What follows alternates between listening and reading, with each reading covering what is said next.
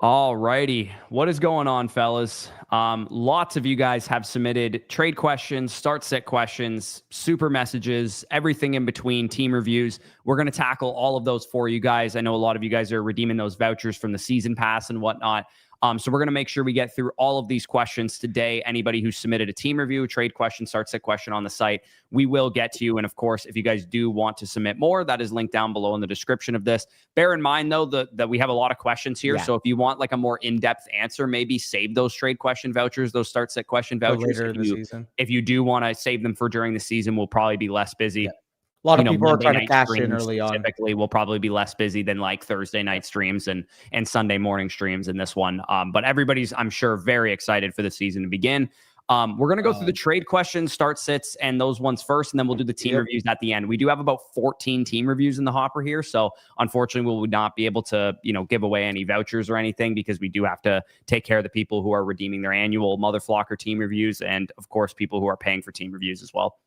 For sure. We go to the first one here from Rivera 909. We have RJ Harvey and Garrett Wilson in exchange for Jackson Smith and Jigba and David Njoku. I would like to see the context of the team. Keep in mind, this is a start 7-12 team league. So start 7 would be what? 1 quarterback, 2 running back, 2 wide receiver, tight end, and 1 flex. So just your box standard shallow league. I don't need to see the context of this. I'm taking RJ Harvey and Garrett Wilson. It's a redraft start 7. I mean, you get the upside of the rookie running back in start 7. That's how he hits your lineup. He breaks out as this year's Bucky Irving type of thing. Wilson and Smith and Jigba, I'm sure, are further apart. I have more of a gap between JSN and Wilson than you do. However, if we look at the context of the team, I just quickly want to check what the tight end situation is. Why is it loading for some reason? Oh, I guess it preloads the flock league if he did not load his team in. So gotcha. He hasn't loaded his team into the My Teams feature. But yeah, even if you shave 10, 15 spots off of Garrett, I go Harvey and Wilson here. I would probably still go Wilson and Harvey there. Yeah. I mean, unless you're completely fucked at tight end, like everybody has 2 tight ends on their bench and shit. Like, yeah, you take Harvey and Wilson. Yeah, I would rather go for a cheaper alternative if that's the case. Just go and pick up a Hunter Henry or something like that. This deal is very ironic. So the gap actually, in fact, is not only closer for me than you are between Drake London and Devon Achane. I actually have Drake London 1 spot higher. I have him at 13th overall. I have Devon Achane at 14th. Again, they are very comparable. I would really need to see the context of the team. Obviously, for you, it does appear there's more of a gap. I'm assuming that's same tier, except maybe different order in the tier.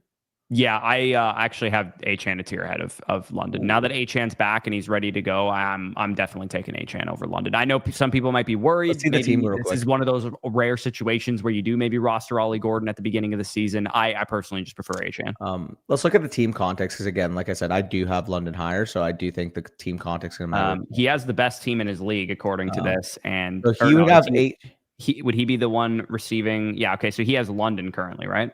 So he currently has London. So I guess he's worried about his RB2 spot, and that's why he's going with Achane over Pacheco. And do you think he has enough firepower to make this move though at wide receiver? 8? Probably not. I mean, I would prefer to stay where you are at that position. Again, in a vacuum, it's close for both of us. Like when you combine the 2 of our rankings, it's almost exactly even deal. I prefer Achane, but if you can get receivers easily with the other trades, maybe you do that. Well, that's the thing I'm pointing to. Obviously, if you can get receivers and trades and supplement it, sure, that's one thing. If you make this deal, you will have the worst receiver core in the league, and I don't think it'll be close. Like if we went back to it, it was what Devontae Smith, Jameson Williams, and nothing else, right?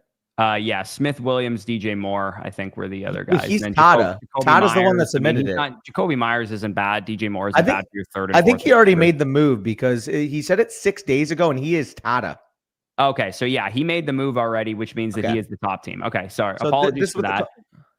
So before the trade, he would have had Omarion Hampton, David Montgomery, Tank Bigsby, Dylan Sampson running back core. He did have Puka plus London, so he gets off of London. Still has a strong. I think, given the context of your team, getting Devon Achane made a ton of sense. This is a great. Like this.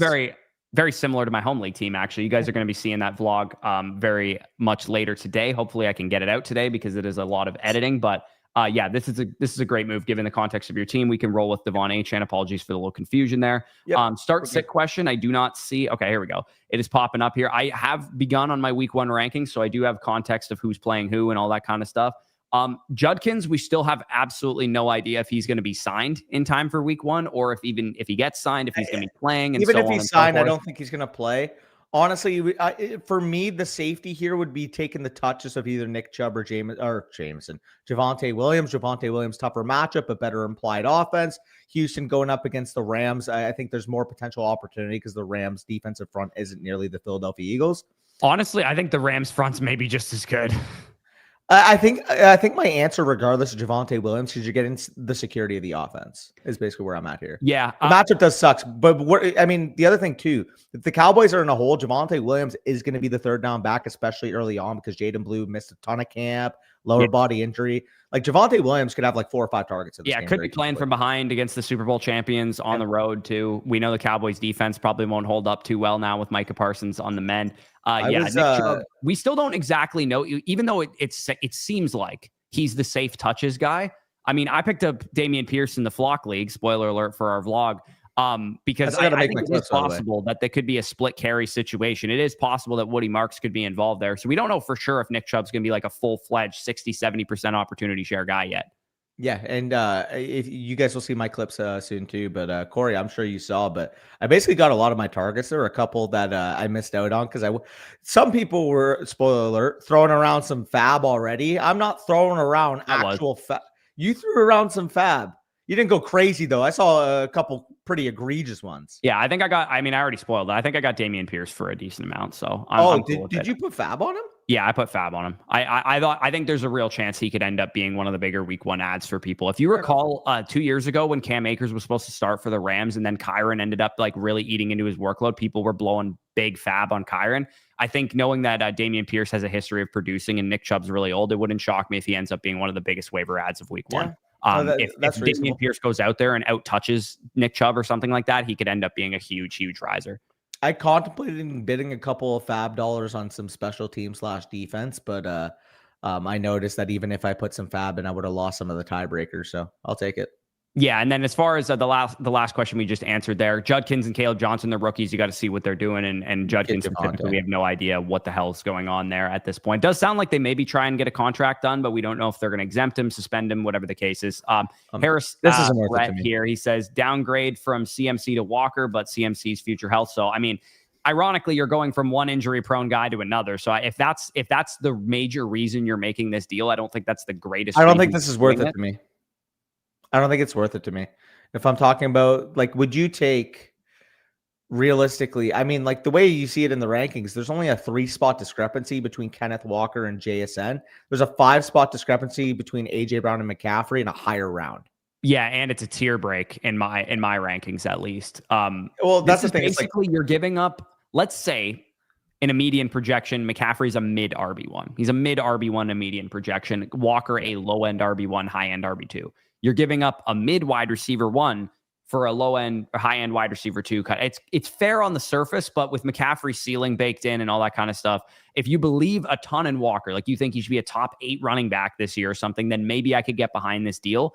But I do kind of prefer the McCaffrey and JSN side because I don't think there's as big of a difference between AJ Brown and Jackson Smith and Jigba as there is between Kenneth Walker and Christian McCaffrey, even despite the health concerns there. So I'd roll with the Christian McCaffrey side of that deal. Let's go to Maple Serple here. He'd be trading Jaden Daniels, getting Caleb Williams and JSN. I think this is an interesting trade because a lot of leagues, ours included in the Flock League, like guys like Caleb Williams, we people who fade quarterback, like there's leagues where Caleb Williams isn't even getting drafted or he's going really late in the last round of my league yesterday, for example. Here's very important piece of context, though, if you see this down here. This is a 2-quarterback league. So knowing that it's a super flex league or a 2-quarterback league, yes, Jaden Daniels is going to be one of the first 5 picks off the board, but it's not like Caleb Williams is going to be a bad option by any means in a 2-quarterback league. I agree. However, in a 10-team start 8 super flex or / 2-quarterback league, you have to go with Daniels. You have to. Yeah, I mean, this is the Caleb team. Let's see what he's got. I mean, he's got Lamar and Jaden. I guess he's thinking, I'm weaker at wide receiver. That's how I'd get JSN in this situation. I'd still have Caleb Williams to go along with Lamar and Bryce Young. I mean, you can handle losing Jaden given the strength of your team, but based on the fact that you have, I'm not taking a chance with Bryce Young as my starter, especially when I have Caleb would be his second starter. Oh, right. I mean, regardless though, I have a lockdown 50 points per game for my quarterbacks and a Well, start and the 8 fact league. that you have both means that your league didn't appropriately value the quarterback position, right? Because he probably picked 1-2 turn and picked Lamar and Jaden Daniels, most likely. So I would hold Jaden until people realize how valuable he is. But this is a really competitive offer. I'm not going to lie. This is a pretty solid offer. If you were This guy getting definitely a knows what he's slightly doing. better receiver than JSN, like if you were getting T. Higgins or somebody like that, I think that would probably I would need higher than Higgins. I'd probably need Well, he has like McConkey on his roster, but like AJ Brown, I AJ would Brown. Yeah, I would agree with that. If that would be a lot more tempting because I actually do have JSN over Higgins. That's close, though. That is a really close call. Yeah. Running back start sit decision here. We got a number of options, a lot of handcuffs on his roster. As far as who'd be starting for you, it'd be probably Bill or Javonte Williams, I would imagine. So I was actually working on my week 1 rankings today while you were editing today. And I was going through the running backs. And like once you get to that range, it's very, very competitive. Like who do you have ranked higher of the Commanders running backs? So right now I have Eckler ranked higher. So the way I have it as of right now, again, keep in mind I'm still fiddling with this. But I had Ja'Cory Krosky-Merritt as my RB 34 this week. I had 35 for me. Austin Eckler at 30. And I have him at 28 actually, so I'm a little bit higher on Eckler. But I think Javonte at 35. Yeah, Javonte's at 32 for me, so I actually do have him ahead of Bill. And the reason for that is just that I feel confident in his week 1 workload, even if it's a bad matchup.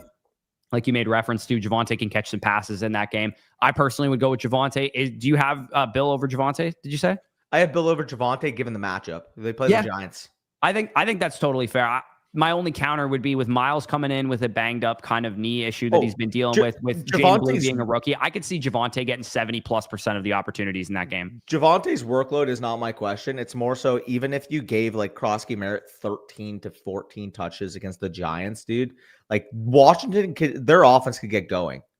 Oh yeah, no, absolutely, it definitely could. The Giants have a good front, man. It's almost as good as Phillies. Like, to be honest with you, I think the Giants front could be that good this year. Yeah, I mean, I have some question marks. Yeah, I mean, I look at you bring in Abdul Carter to already add to Brian Burns, Dex Lawrence. Like, that's going to be a fierce ass front, dude. If they end up being good, like the Giants end up being a good team this year, it will be because of their defensive line. Like, remember when the Niners were really bad? They got Bosa in there, and he galvanized that whole D line. I could see Abdul being that good. More so from a script perspective, too, because I think Washington is going to handle them pretty well. Okay, so who do you want me to put in here, Javonte or Bill?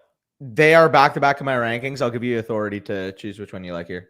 Okay, he's got a lot of. He's also starting Genty as his other running back. So let's roll with the veteran here and go a little bit safer instead of starting 2 rookies in the first week. And everything else looks right. Neighbors, Jefferson, and Puka. Is that what I saw? Yeah, Neighbors, Jefferson, and Puka on the same redraft team. Yeah. How does that even happen though? I'm sorry. Like what? Yeah, I have no idea. I have no idea how he got that done. For some reason, Toby DJs is not loading. Danny, do you want to send him a free super message? Because it appears it is not. It is Toby DJ 5. If you want to search that, I am going on Flock right now. And you said Toby DJ 5. Yeah, I got him. Yeah.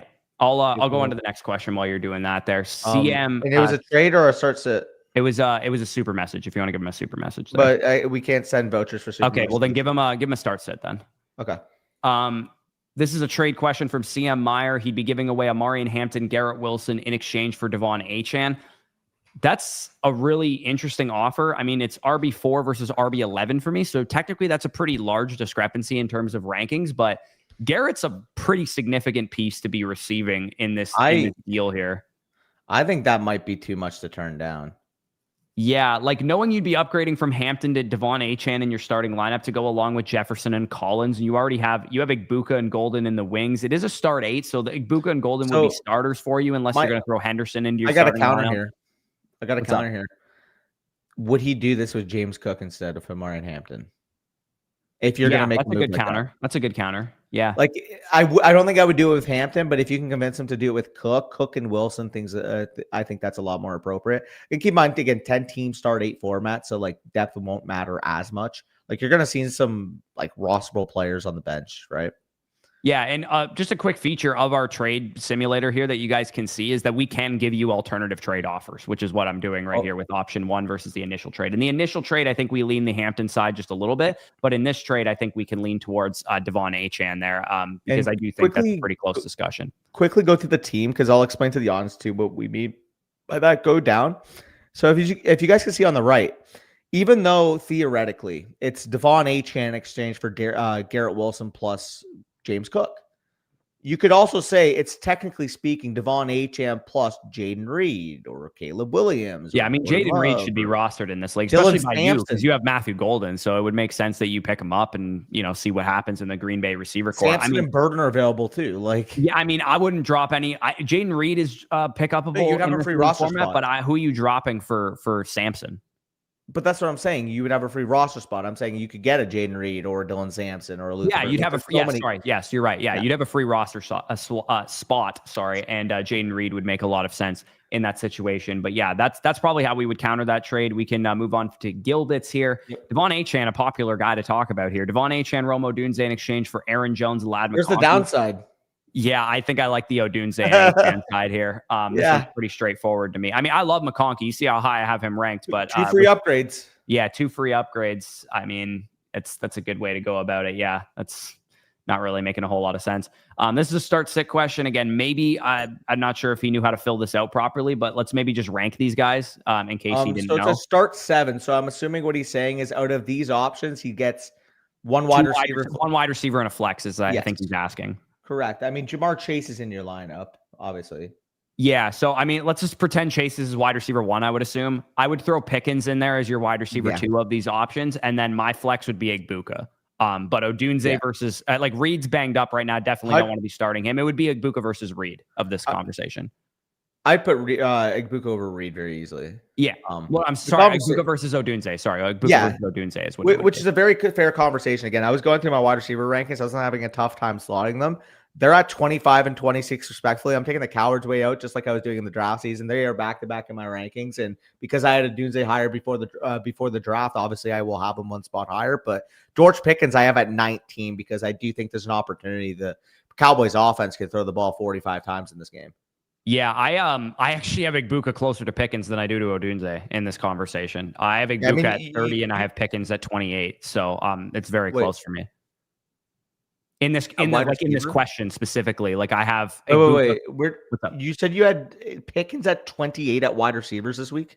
Yeah. I want to see, the Eagles are a good secondary. I want to see how it works out. It's on the road. It's at Philly. It's not a great matchup. I'm higher on all those guys than you. Or something. I have Pickens at 19. I have Odunze at 25, Igbuka at 26. And who was the other one you said? Odunze is at 39 for me at the moment. What? Yeah. 39? Yeah, Minnesota's a good defense. There's a lot of great options ahead of him. It's not really anything against, am I going to put Hunter below him? Am I going to put, I should probably move Debo and Ridley below him. But other than those guys, I'll put him 37. Okay, let's just pretend I didn't hear that and move on. Yeah, full transparency. I'm still tinkering with these. These are not finalized by any means. I'm still tinkering with what loaded in via ECR and whatnot, and now I'm kind of going through the rest of them. I have to get my trolls in. A lot more tinkering left to do. Yeah, there's some tinkering left to do. I mean, I don't think looking at who I have ahead of Pickens, I don't think it's outrageous anybody that I have ahead of him. I guess DJ Moore probably shouldn't be ahead of him, but that's the only one I'm really sticking out on. I think I have Sutton ahead of him, T-Mac ahead of him, those type of guys. Judy's got a great matchup, so I don't really know where to place him because he's playing the Bengals, and the Bengals are fucking awful against the pass. So we can move on.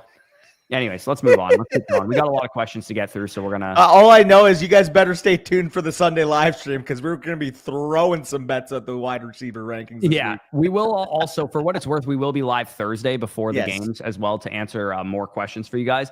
So Sawyer's got a redraft, a start 7 trade here. He'd be receiving Joe Burrow, Trevion Henderson, Emeka Egbuka, and Jamison Williams in exchange for the Joe Burrow, Jalen Hurts stack. I just want to quickly look at what he's got going on here. Start 7, so obviously that's a favor against the depth. But yeah, so you'd be getting Burrow back instead of Hurts, which is a downgrade. You'd be getting Jamo, Egbuka, and then who was the other player in the trade? Trevion Henderson. And looking at the team, I mean, you could definitely use a third running back for sure. This might be too much depth to pass up. Yeah, it's a lot of good, and Even it's not just start depth. 7. It's guys with like huge ceilings too. JMO, Igbuka, Henderson, and Burrow. Like, I mean, and you got players that you can drop realistically. So, like, what you'd be getting 2 extra players. yeah, You you'd make have this to move. drop. I mean, you'd be dropping some decent Javonte. options here. Javonte and who? Probably Samson. Given the RB, I mean, he's only getting 1 running back. Getting Henderson back though. Yeah, right. You know what? I think this is too shallow a league to do this deal. I think so. Actually, I just convinced myself against it, but like that's just so much value. I know. If you were getting a slightly better like receiver than JMO or slightly better running back than Henderson, I think that would push me over the edge. This is really close though. Like if this was a 12-man, like, start 9, this would not even be close. I think I would take this side easily. But given a start 7 format, you're downgrading your starting lineup in 2 spots here. It's close, man. I think I may be okay doing it still. Like I go back and forth on this one, man. I think I'm just taking it, honestly. I'm worrying about it out. Dude, if those guys all live up to their expectation, you're going to be able to flip them and make concentrated moves later on, realistically. Yeah, sorry. I didn't realize the comments were showing down there. I don't really like that. It's in the way. I'd never even noticed that, by the way. Yeah, they were showing on the bottom right corner there. But yeah, is that a new feature on StreamYard? Yeah, it is apparently. It says it's a beta feature, but yeah, I think I got to take this. Even if you drop Dylan Sampson and Javonte Williams, like you still have 3 great running backs and you're going to have a loaded wide receiver core, and you could still always make trades 2-for-1 situations. I mean, I can leave it on if you guys prefer it that way. You want to be able to see your comments. The only thing is that it kind of covers the team a little bit when we're doing a trade questions and whatnot. But yeah, I'll leave it on if you guys like it. Sure. But yeah, I think we'll roll with the depth side because that is a lot to pass up or a lot to talk about there. So in a Dynasty 2 quarterback league, what the hell is this offer, dude? This is Caleb Williams by a country mile. I'm disrespected. Okay, let me just say, let's pretend this is maybe he accidentally clicked Dynasty. Because if this is Dynasty, very easily Caleb Williams. Let's pretend he may have clicked Dynasty by accident. It's a redraft question. A 2 quarterback start 11. 2 quarterback redraft question. And a start 11? I think in a 2 quarterback start 11, I'd still take Caleb, but Derrick Henry is really enticing. Yeah, I agree. 2 quarterback league, where does Caleb go in ADP? Probably like the 4th round, like 3-4 turn, maybe. Probably around there, yeah. I mean, like Derrick probably goes above. Argue that Derrick Henry should be ahead of that. I'm gonna keep it. I mean, we will do this for quick time. Go to the teams, and we'll know right away if this is a dynasty league or not. Yeah, that's true. It's a dynasty league. Look at that guy's valuation at the top. Yeah, like no, what the fuck is that? Caleb Williams for Derrick Henry? Like, yeah. Well, it's a dynasty league because he put in as a dynasty question. It could, I mean, given he's got rookie the picks. Rosters too, it's definitely a dynasty league, I would say. He's got rookie picks. I mean, no wonder this guy is ruining the league. He's offering fucking Derrick Henry for Caleb Williams, and I'm sure he did that to a ton of other. Look at the bar valuation real quick. Obviously, we won't spend like as much, but like, look at was he just offering trades like that to every single person in the league, hoping that they like potentially? I guess he got a lot of them done. Like, did they accidentally click accept? Yeah, no, this is very easily the Caleb side. Definitely hold there. Tell that guy to pound sand. Yeah, tell that guy to pound sand. Start set question for BCD. BCD here. We got Jalen Waddle or Emeka Egbuka essentially as the decision point. I'm cool going Waddle given that you got a rookie receiver in his first game, but I wouldn't shock me one bit if he outscored him. I have Egbuka as wide receiver 26 this week. I have him over Waddle. Okay, I have Waddle 24 and I have Egbuka at 29, so they are pretty close for 30. Sorry, but they are pretty close for me. I just would prefer the insulation of the Waddle with Indianapolis. So it's a pretty easy matchup. It's in a dome. It's an easy matchup, but give me the wide receiver 2 for a much more insulated passing offense. Yeah, no Godwin. Both games are in a dome. Yep. Give me Egbuka. It feels like a lot more safe. Well, in terms let's tie break to where we have the discrepancy. I have Waddle 24 and Egbuka 30. Where are they? 26 and 30. Okay, so then I guess we're going with me or you. Yeah. Well, I mean, technically speaking, there's a bigger discrepancy for you, but I mean, if you're still tweaking those rankings, I am still tweaking those rankings. You know what? Let's be a homer for once. Let's roll with Egbuka. I don't care if it's his first game. AJ Terrell's going to be on Mike Evans. He's going to have open look.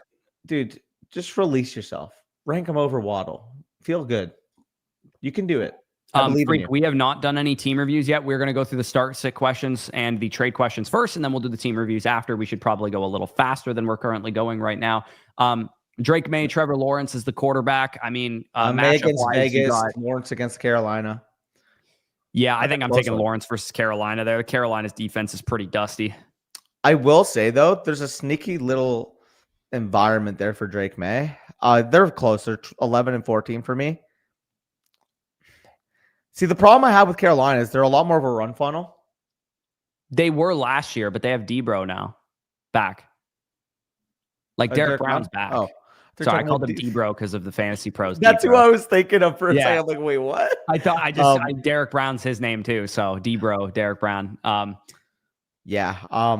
That's gonna be close. I'm gonna be fumbling between like the 11/10 through 15 rankings in my. Yeah, I think I prefer Lawrence given the matchup with Carolina. Is just does he have a stacking option? No.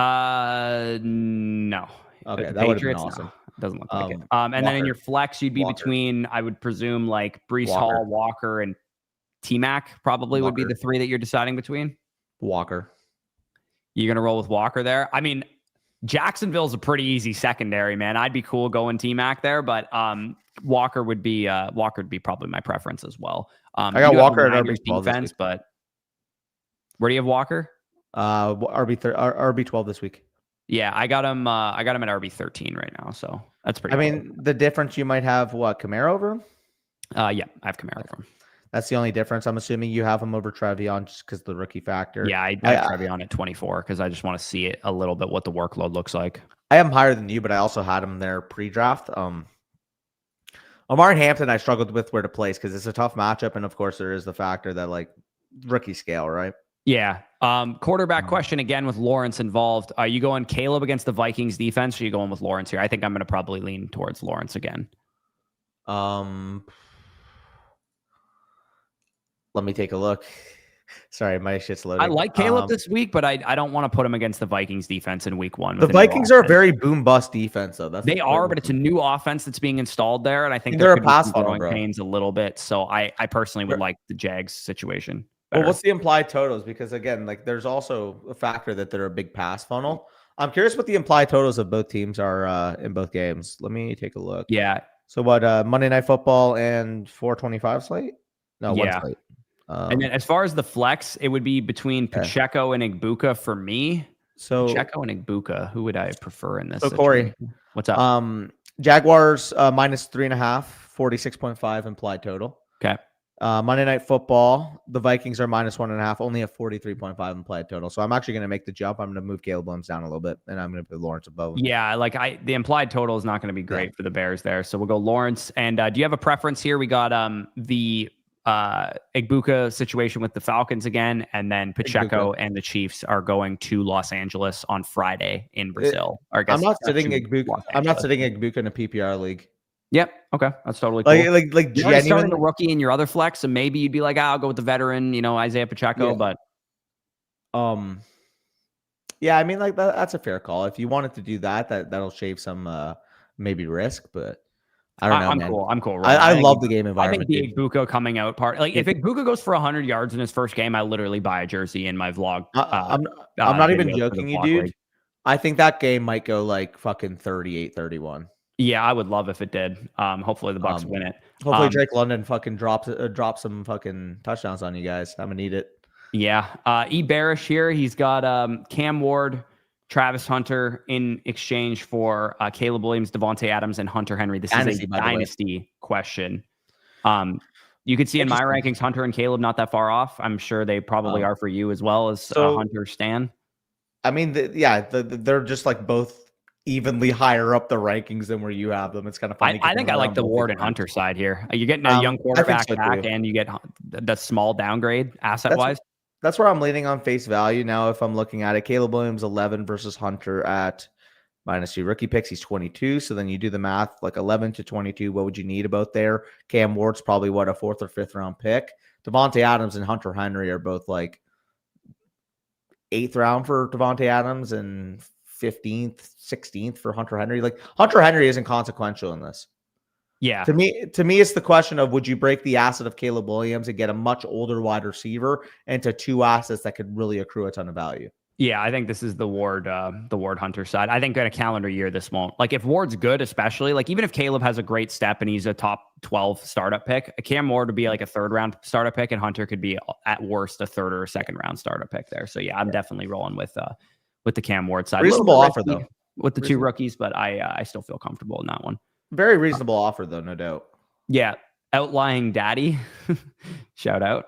I think he just wants to make sure he has the right lineup set. I guess the flex would be the decision that he's probably most in between. I mean, Caleb Johnson's listed as like the third running back on the depth chart. I think you gotta go Coleman with the game environment. Yeah, I'd go Coleman there. Running back wise, yeah, you're pretty much set there. Tight end, maybe no. Okay, quarterback, you're gonna start Hurts every single week. You don't even need to have Cam Ward on your roster. Maybe you just want to see what he looks like in his first game, and then you'll drop him. 14 team start 7, by the way. Yeah, this is a great looking starting lineup for a 14 teamer. I will say that. So yeah, you got the right lineup set there. Outlying daddy. Hampton and Odunze. Here, Hampton and Odunze. Yeah, I would take Hampton and Odunze pretty easily there. You see the difference between Hampton and AJ is not that big. Even though it is a tier discrepancy for me, I would definitely like Hampton and Odunze there.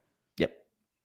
Looking at trade bowers for full reset to the tank. So Kraft 2 early to mid 1s and an early mid 2.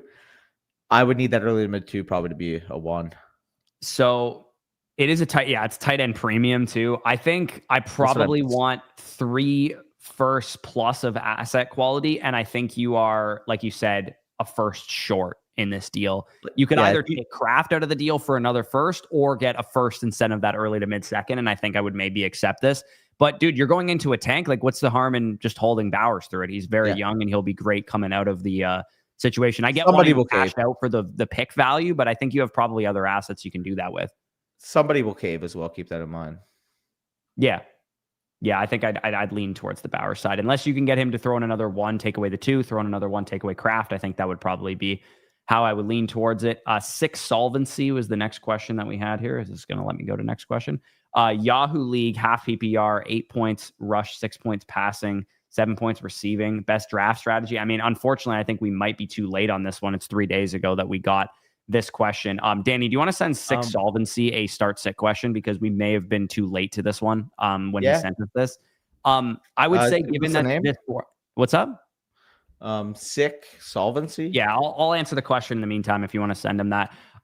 Given the format of this league, the running back position is definitely going to be overpowered, especially those like dual threat receiving and rushing type of running backs. So those Jahmyr Gibbs, Bijan, Achane types, definitely prioritize them, especially in a half PPR. 6 point per passing, the quarterback position is going to be a little bit more valued. Maybe check out the Yahoo best values video that we did. If you haven't had your draft yet, maybe it's tonight or tomorrow or something, definitely go check that out. But we did send you a trade question or start sit question in the meantime, just in case we didn't get that to you in time. Apologies for that if that's the case. JM Westy here. We got start sit decision. I mean, you got to probably go Jordan. I got one caveat. If there's no Judkins this week, I'm rolling Samson.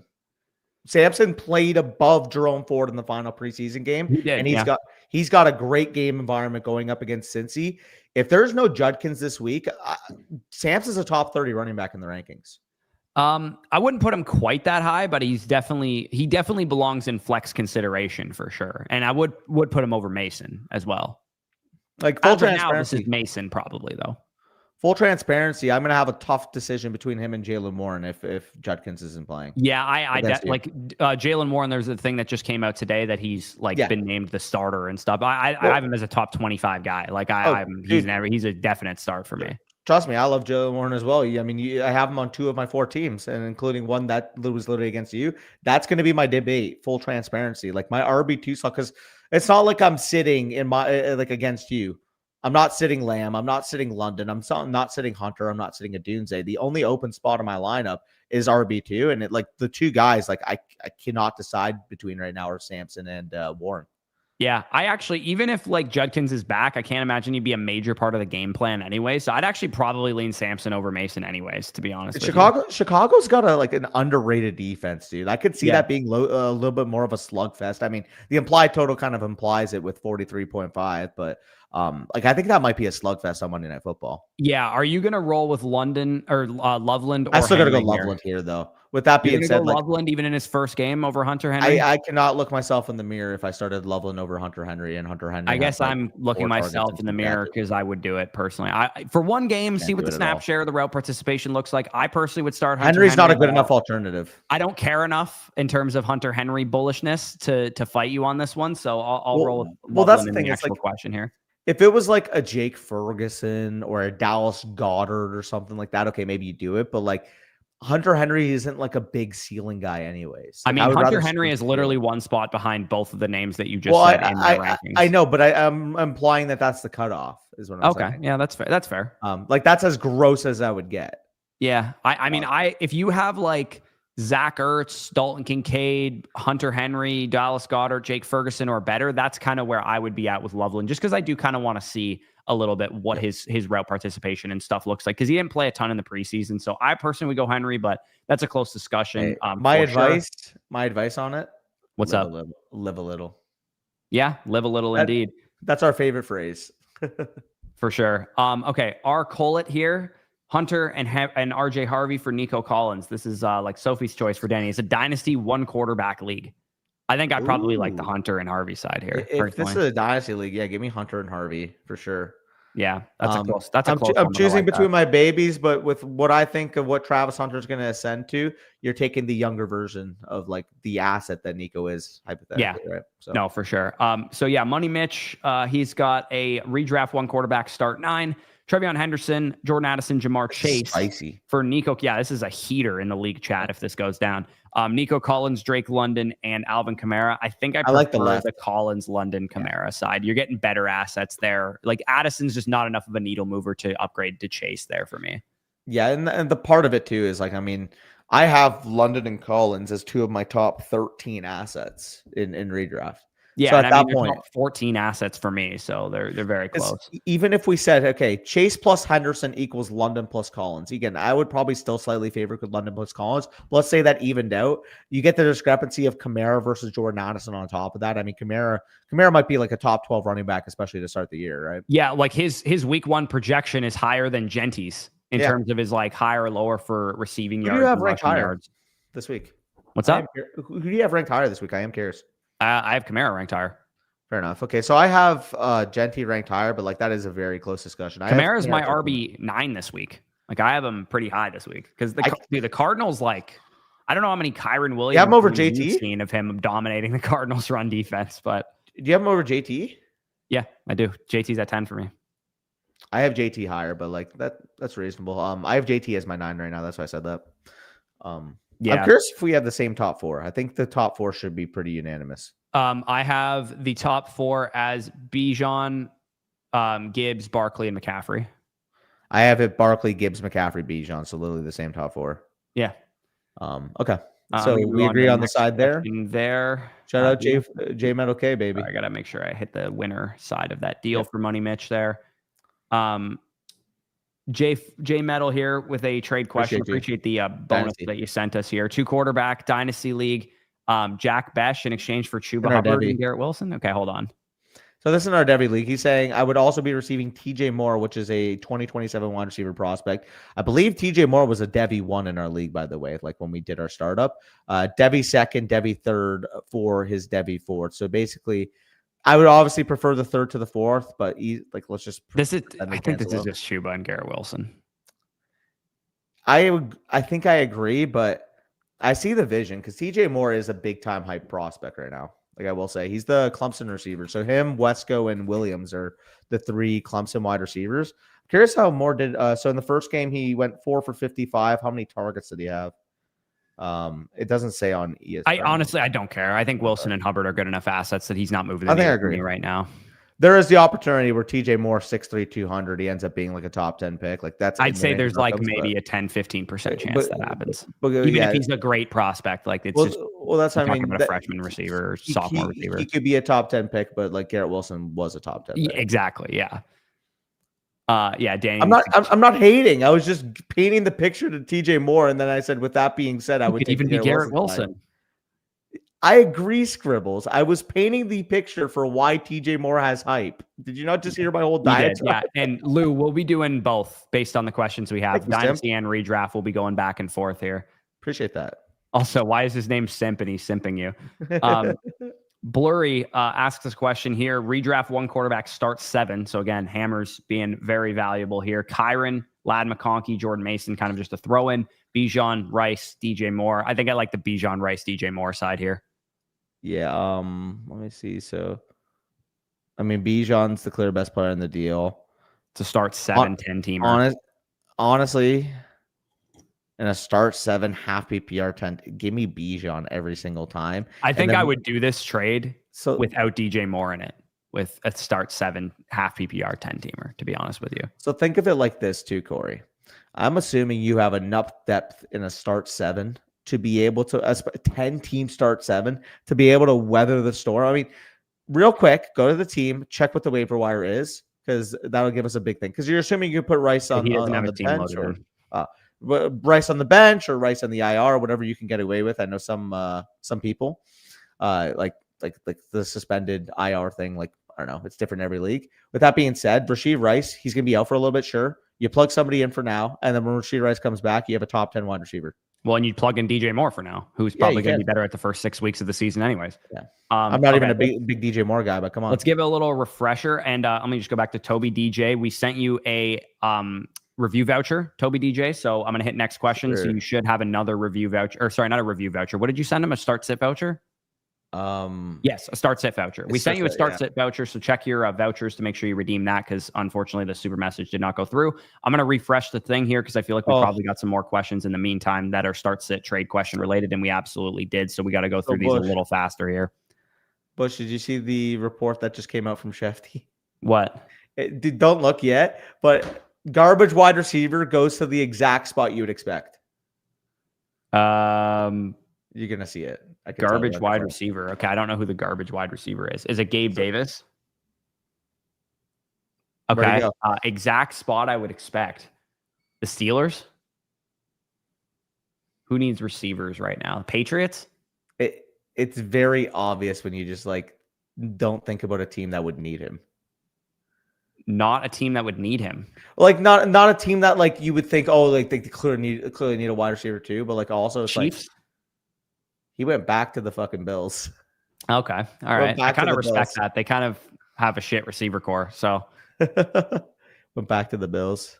Anyway, yeah, Cardinals would have actually been kind of interesting, low-key. Not for Gabe Davis, but just to help Marvin and McBride out.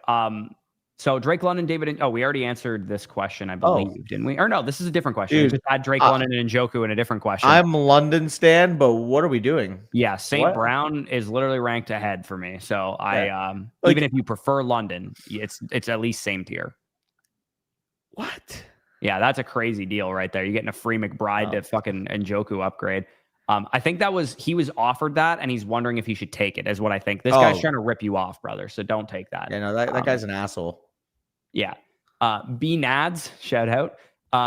Start sit question. It looks like the flex is the decision that he has to make. Obviously, Rice suspended. Ayuk not playing in week 1. Do we know what Juwan Jennings' health status is for the first game of the season? Apparently, he's back at practice. I think I'd probably start him in that situation then. Between him and Bigsby. I mean, Bigsby probably that was the show. Guy. So that's the other part of the equation in the Flock League. I don't think I can play him over either of the other two. But I could totally see after this week, oh my God, Bigsby just had 110 rushing yards and 3 touchdowns against the Panthers. Yeah, I mean, I have Jennings as a top 45 wide receiver this week. So I would say Jennings is probably the clear answer for me here. Probably, yeah.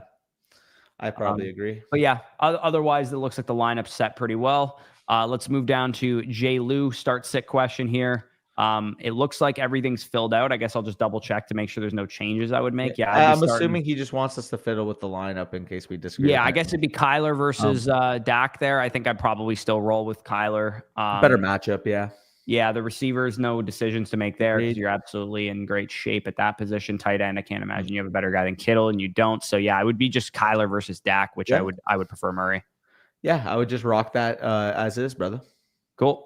RS2893 we have here. Running back Ray Davis, considering, is what he has listed. So I'm assuming maybe he's saying, should I start either of those running backs, or Ray Davis or Jaden Reed, over any of the running backs or receivers in my lineup? Well, I mean Godwin's not going to play, so So I mean, if Godwin doesn't play, obviously, I mean, Jaden Reed, I it's a think start he'll 7. play. I know what he's saying. It's a start 7. He needs to start 2 wide receivers. He needs to start 2 running backs. He needs to start 1 flex. Okay, so you're going to have Bucky and Bucky Irving Jakey. and Jonathan Taylor in your running back spots. You're going to have Jamar Chase, and then who would you prefer between Pearsall and Odunze this week? Odunze. I think it would be a close conversation for sure. I have Odunze way higher than you. So you just said Chase and Smitty in your wide receiver and flex spot.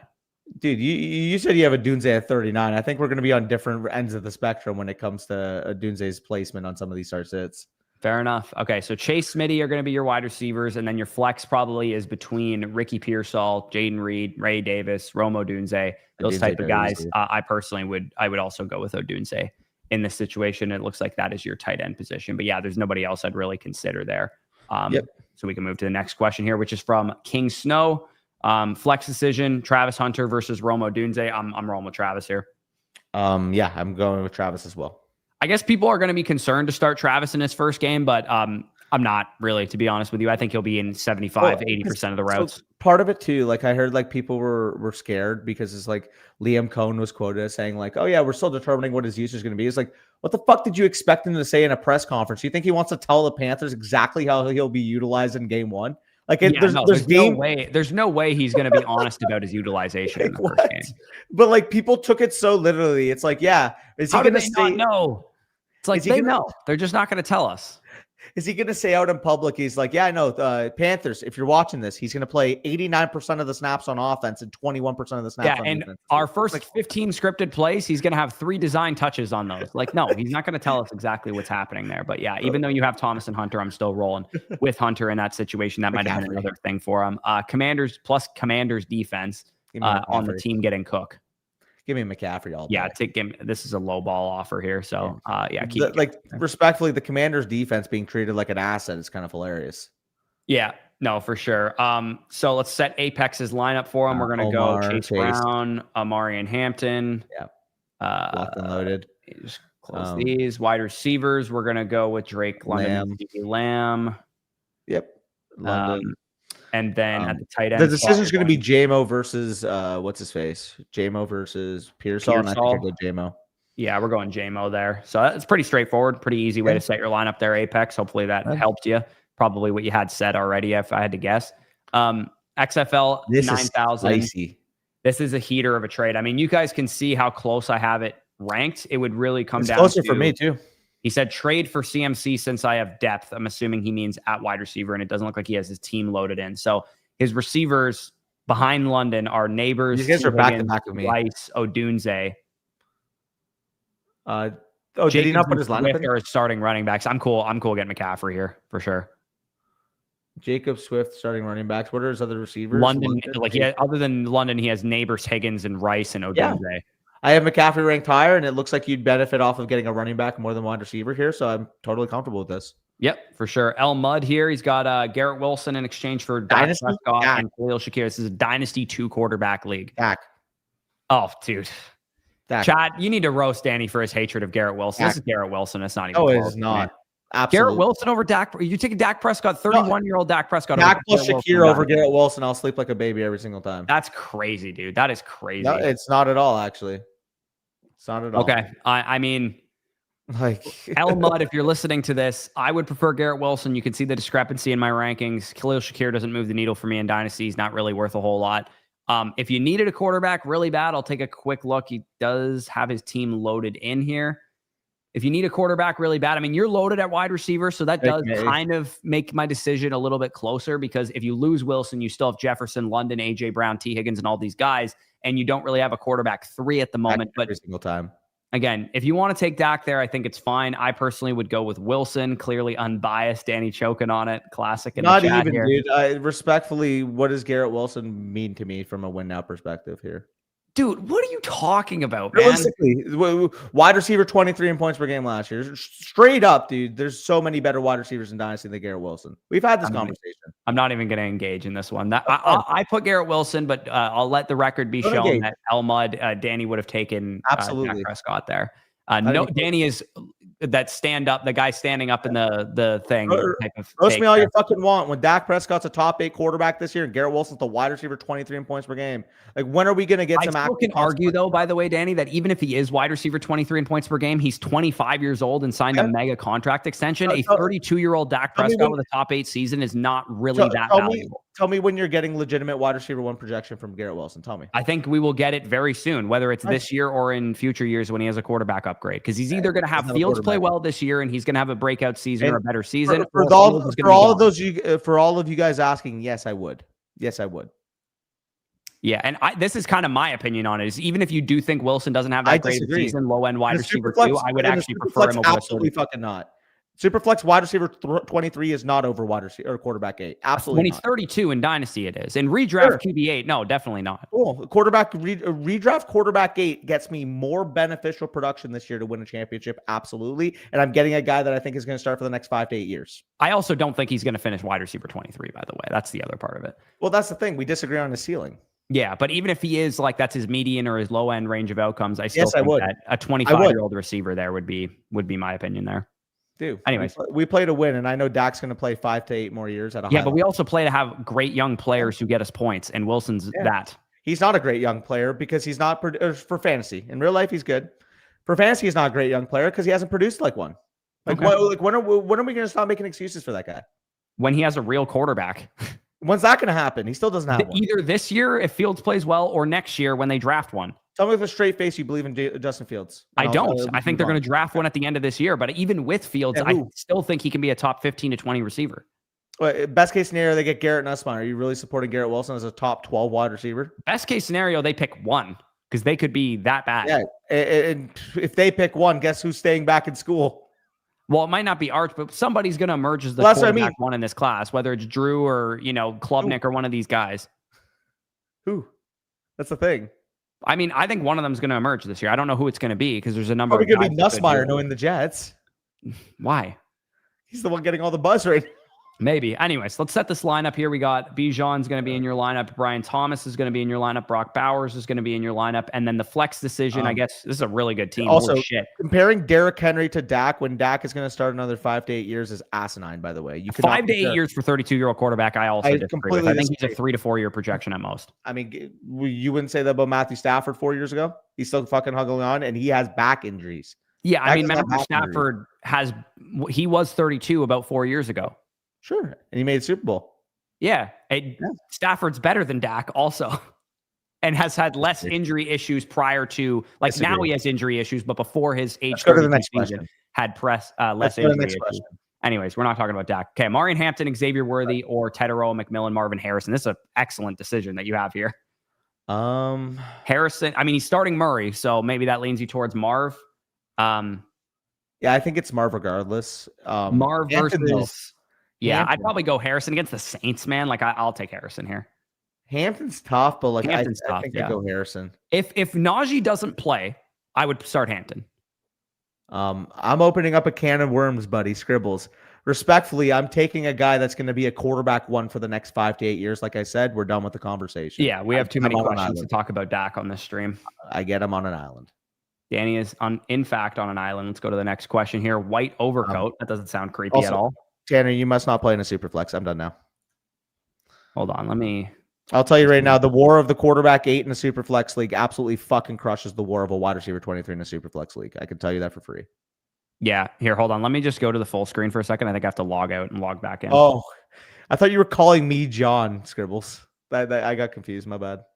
Let me just quickly log out and log back in because it's not working for me right now.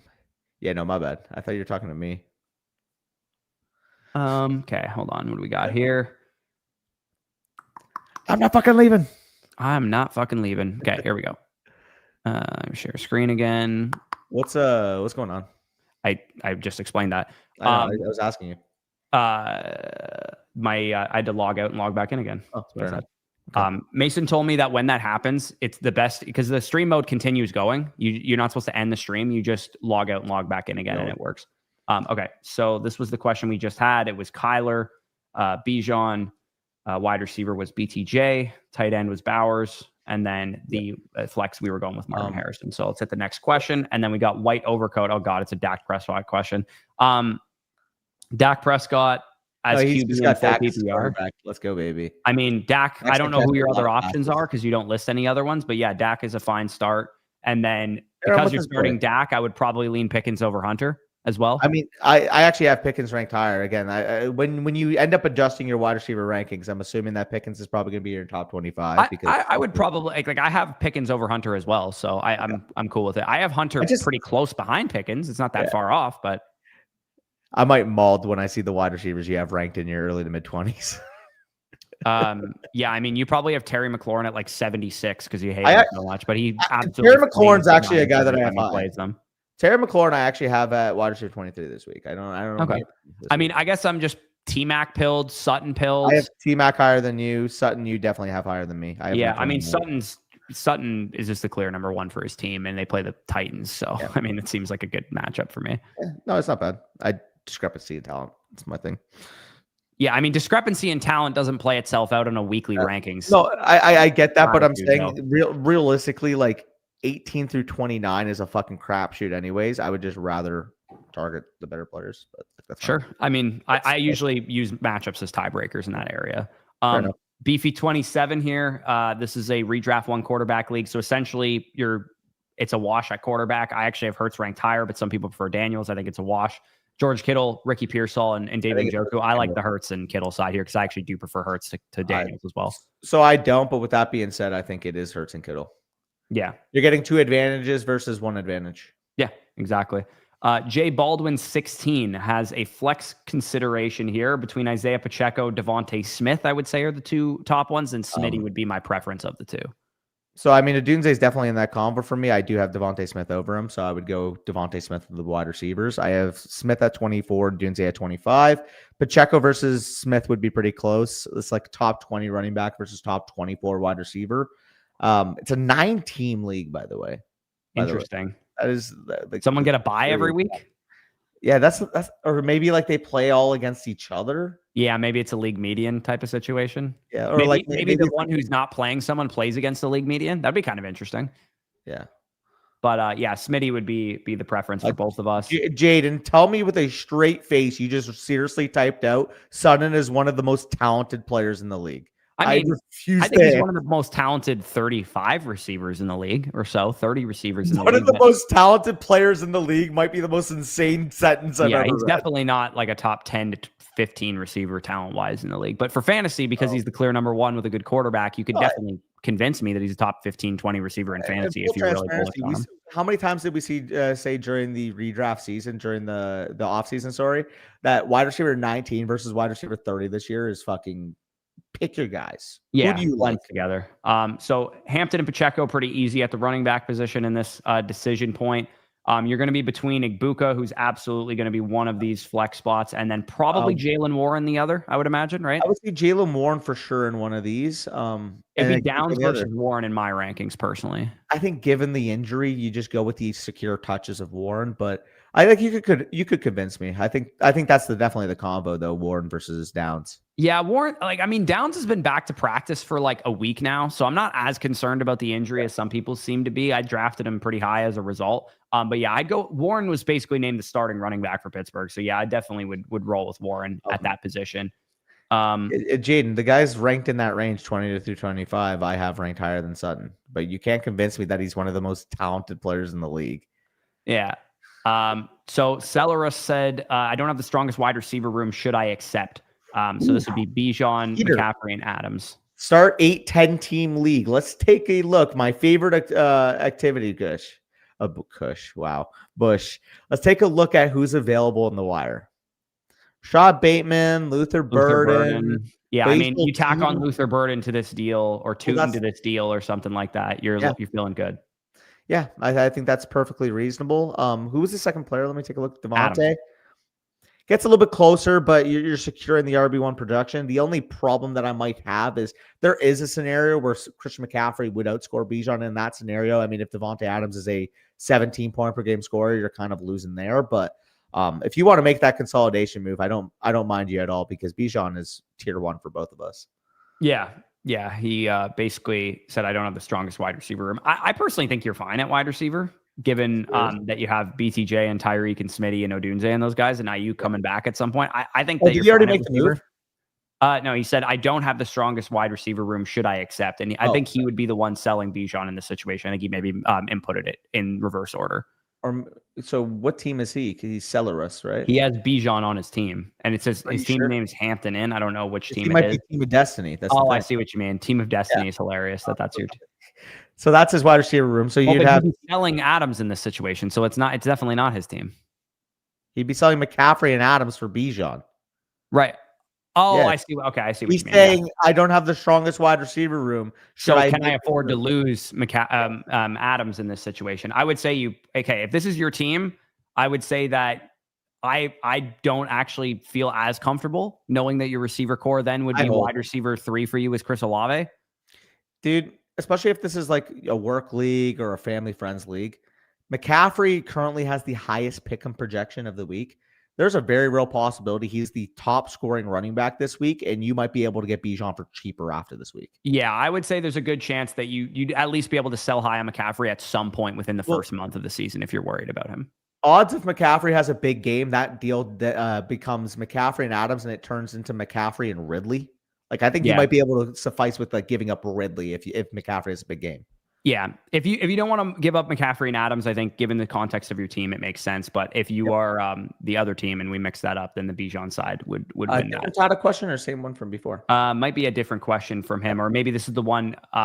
Maybe he just submitted 2 questions. He had Travis here. Yeah, I'll take Travis here. That's pretty straightforward. I mean, Montgomery be interesting, but yeah, I'd go with Travis there. I heard you wanted to trade for him in the listener league. Travis? No, I'm fucking with you, Dave Montgomery. Oh, Dave Montgomery? No, I definitely not. No, all jokes aside, appreciate you guys because you actually put us in situations where we had to take players we weren't happy about taking because you guys are just so fucking disgusting and faded. I know. I looked at my team and I was like, Kyron Williams, Chuba Hubbard, guys that I don't usually draft. Dude, I had to draft Cooper Kupp.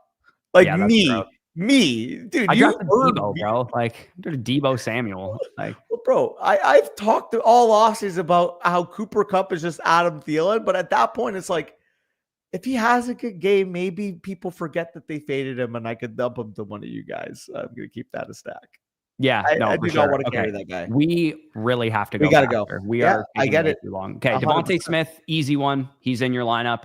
The decision point for me, I guess, would be Jamo, Igbuka, and Breece Hall. I'm going to Igbuka. You're going Igbuka over Jamo and Breece. Yeah, so I have Jamo wide receiver 27, 1 spot behind Igbuka, and Breece Hall. Bad matchup, and I just want to see how the rotation plays out before I risk it. Igbuka to me, Godwin's not playing. Cade Otton's banged up coming into the week, and not to mention, I mean, if you're talking about the Falcons, like they have 1 shutdown corner, the rest of their defense is exploitable. Like, what if Igbuka just put in the slot? 10 targets. I don't disagree with you. I agree with the point about Breece. I would start Jameson Williams here.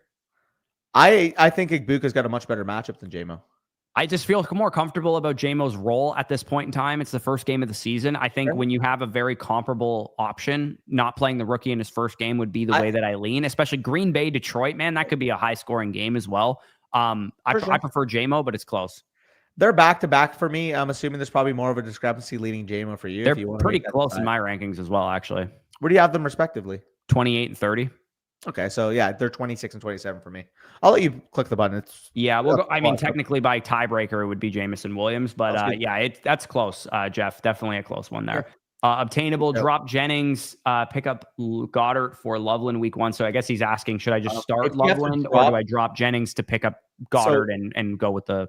If you have to drop Jawan Jennings to pick up somebody for Loveland, just keep Jawan Jennings and start Loveland. Let's say best case scenario, Goddard outscores Loveland by 3 or 4 points. Like, it's not worth dropping Jennings for that. But yeah, that's what we are rolling here. What do you mean we don't know? I'm just saying because rookies sometimes they don't, like Todd Bowles an old school coach. Like, it's possible he's only 70-80% of the routes. Question: who's going to be taking those routes for him? I'm not saying it makes a lot of logical sense, but sometimes coaches don't give rookies full workloads right away. But it doesn't sound like Igbuka is your average rookie. So before we answer this question, does he have any stacking opportunity? He does have Loveland. He does have Loveland and Odunze. and a Dunze. Yeah. So, I mean, you probably got to start Caleb in that situation. I mean, if you want to Could go JMO though. hedge a little bit and say that, hey, I want to start Love in case it's tempting to do the onslaught though. I can't lie. It is tempting. I mean, JMO is going to be in your lineup for sure. And then it's Odunze versus the rest of these guys. I'm not feeling, I mean, he's got Trav. Oh, you got so JMO and Trav are going to be your wide receiver options. You still have a stack with Colston Loveland. Are you still leaning Caleb over Jordan Love? Because I actually would prefer Jordan Love in a vacuum. I have Love higher in a vacuum, but I think the stack equity alone is worth it. I personally do.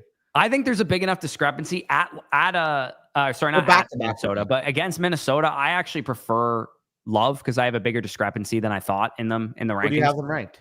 I have them at 13 and 19 respectively. At 19 for Caleb. It's a new system, man. I don't want to throw Caleb out there unless I know kind of what it's looking like first couple of weeks. There could be some growing pains. A new coach, young quarterback, like UNC. When you have Jordan Love as the other option. No, I know. You also have ranked higher. I have Love ranked higher. I was just saying 19 for Caleb is super UNC unk. Maybe. I don't know. I prefer Love. That would be I agree. I have him ranked higher. They're just very unky. It is. Yeah. Q, who this team I actually helped him draft, if I'm not mistaken. So we go Walker and Warren, which is ironic because that's my flock league duo. Yeah, that's your flock league duo. It also happens to be the duo of running backs I have in my home league, which you guys will see me draft later today when that drops. Lad McConkey, Egbuka, Travis Hunter. We're going Lad for sure. And then we go Hunter versus Egbuka. Which of these two sons would you like to put in? So I have both over the market this week. I still have Hunter higher because, again, I've made my whole offseason on thinking that he has a much more solidified snap share role right off the bat. So the market's adjusting him now and wanting to lower him because they don't know what his snaps are going to be. My whole thesis this offseason has been he's going to play the snap. So I mean, week one, I have him at 22 instead of the 16 I had him in draft year, just because like Mike Evans, I got to put above him. Marvin Harrison Jr., I already had above, but like Tyreek Hill, I put above him because of week one. Xavier Worthy, I put above him because of week one. George Pickens, guys like that. But once you get to like the 22, 23, 24 range, I honestly think Hunter has to be there. Okay, so to answer the question, would you start Egbuka or Hunter? I have Hunter a couple spots higher. Okay, I have Egbuka a couple spots higher. Because how much exactly? 28 to 30. Sorry, not 28 to 30. Where is it? 30 to 32. That's where it is. 22 and 26 for me. I have Hunter at 22 and Egbuka at 26. Okay, well, we'll tie break to you because you got the difference there, and you also have him ranked higher overall. I personally would lean on the side of Egbuka. I know his role. Like, I know I just said the whole thing about his rookie, whatever, but like there is some element of, hey, week one, Travis Hunter, let's see what we got here. But I mean, I have both ranked higher than JMO, so like that's why I kept my mouth shut. Yeah. Okay. Running back decision very easily. Pacheco of those options. And then the flex here would be between Matthew Golden, maybe Bill, Keon Coleman, maybe Adam Thielen even potentially in the week one flex with Jordan Addison out. I think I lean towards Golden here. I don't know what you think here. Between Kroski, Merritt, Coleman, Thielen, any of these guys stand out to you, or are you just rolling with Golden? Golden versus these guys. Golden. Yeah, Reed's probably going to be banged up to some degree. Well, so Coleman's not that far off because I do like the game environment, but I just think with Reed banged up, you're getting a graded game environment already with Detroit versus Green Bay. Like, you have to throw Golden out there and just trust the first round profile with him and Tucker Kraft is the target competition right now, like Romeo Doubs, I guess. But Romeo Doubs, it's not like he's going to go out there and command a 30% target share. Yeah, no, exactly. So we're on to the next question. Let me refresh, see if we have any more start sits or trade reviews that came in under the gun here. I think we might be caught up on those. Let me just refresh one more time and let me check on the back end if we have more in the hopper, because I do want to just make sure we're done those before we get into team reviews. Okay, we are done the team or the trade questions, the start sits and all that stuff. So let's get into the team reviews. For those of you guys that did submit a team review, we'll make sure that we pay attention if it's redraft or dynasty. Abby, you must be new here when it comes to my Hunter takes. Yeah. You definitely must be new here. Yeah, Michael, I already sent this one to you. Why is this still showing? That one's already been sent to you. Mr. President, I sent you a voucher to resubmit this because this is an ESPN format that you submitted. We do support ESPN on the My Teams feature, and I feel like we could give you better answers, better advice if you just submit via the ESPN feature. So if Mr. President, if you are watching this, check your review vouchers. Danny, can you actually send him that? Because I haven't sent it to him yet. Mr. President is the name of his thing there, and it's still on the screen if you want to just look while I'm going through the next team. So we also have simple view versus kind of like complex view on the site. For those of you guys, we'll just leave it at simple view for the short term. It starts it or trade? Team review. Team review. Got you. Okay. Genestro here says, I am weak at tight end. Any waiver pickups I should add? Any general comments? So this is a redraft team review, not a dynasty team review that we have. And Genestro. Classic. AJ, we just did the start sits, but yeah, if you throw it in, we'll answer it for you, of course. Where's Genestro's team? Is my question here. So he said he's weak at tight end. So maybe it's this team because he's weak at tight end. I don't know. Genestro. Let me double check on the back end if I can see something. Platform user Twisted Prime. That's his username. Oh, Twisted Prime. Okay, he's down here. Okay, I found him. Dope. So he said he's weak at tight end here. Yeah, Kyle Pitts and Gesicki. He definitely is weaker at tight end. Nothing really available on the waiver wire. I mean, that I could see at tight end. Respectfully, I will say in a 12-team start 9 PPR, how'd you get stuck with that tight end core? Yeah, no kidding. Was everybody just taking 2 tight ends by like round 9? Yeah, I mean this looks like a really competitive. It's a really strong team. I don't look at this team and go dominant. You know what I mean? Like this is. I mean, right off the bat, though, rostering 3 quarterbacks just shouldn't. Yeah, I mean, if you wanted to roster these 3 guys for one game and be like, I don't know who to drop right now. I'm going to see a game of them playing, see what the Jags offense looks like, see how Drake May looks, that kind of thing. If you want to do it for week 1, I can allow it at that point. But after that, you should probably be picking up backup running backs and whatnot. And it's not like there's anything really available on his waiver wire anyway. Yeah, that's the thing. Like, it's kind of greasy, the wire that we got here. Yeah, like I'm fine doing it in the short term. It looks like a deeper league and that kind of thing. So start 9. So I mean, if we're doing the math here, 1, 2, 3, 4, 5, 6, 7, 8, 9, 10, 11, 12, 13, 14, 15, 16. 18 guys are rostered. There's a 9-man bench in this league. Yeah, it's a deeper format. So again, I think it's a little bit more reasonable, especially knowing that you don't really have a solidified quarterback. You're going to be kind of streaming Drake May, Dak Prescott, Trevor Lawrence every single week. As far as what to do at tight end, because that was his primary question here. I think the apparent answer to me, seeing if Jacoby Myers can get me a competitive tight end. Like that guy's got Andrews and Hawkinson. Like going after Andrews would make some sense. Myers there. This guy has Kincaid, who could be a decent upside swing for you. Loveland and Warren. Yeah, we could find Loveland and Warren here. Kittle and John, Kelsey and Henry. This guy's Loveland and Laporta. This is the perfect trade target for you. You can even throw him back Pitts if he wants a backup. Yeah, throw this guy Jacoby Myers and Kyle Pitts and see how close that gets you to Loveland. It might not get it done still. It's possible you'd have to give him a little bit more on top of that, but definitely see how much you have to pay to get Loveland, because he would give your tight end core a much needed upgrade. This guy doesn't really have any good tight ends. Let me see who else has really good tight end cores. This guy's McBride, but he doesn't have anything else. This guy is Warren. He doesn't really have anything else behind it, so you probably won't be able to get Warren from him. But yeah, I would definitely inquire about the Andrews and Hawkinson guy who has 2 tight ends, and then the Colston Loveland manager there who also has Sam Laporta, because those are when someone has 2 tight ends like that, they're pretty motivated to get rid of one of them, usually in most leagues that I've played in redraft. So I've noticed that as well. That's probably the best bet for your buck there, especially knowing that if you're giving him Pitts back, you're still giving him an upside swing. He still gets that same appeal that he would have had with Colston Loveland. So definitely be sure to inquire about that. As far as anything else, I mean, like I said, this looks like a competitive team. It doesn't look like you have like this dominant god squad of a roster. I'm not a huge fan of the receiver core that you've built out. I would like ideally one more guy ahead of like T-Mac or ahead of Calvin Ridley in this situation, but you're definitely going to be. It makes sense because he probably started first 4 rounds. BTJ, Genty, 3-4 turn. He got Amari and Hampton, Trevion Henderson. Right. And then T-Mac falling back to you in the 5th round is great, but then I'm assuming he took Ridley there. Took Ridley at the 6-1. Unfortunately, if you had gone with like a Roma Dunze or a Jameson Williams or someone like that, would have much preferred that to Ridley. But again, those guys might not have been available. It's possible. Those guys might have been off the board or whatever, but Maybe there's a big wide receiver run. That's a good point.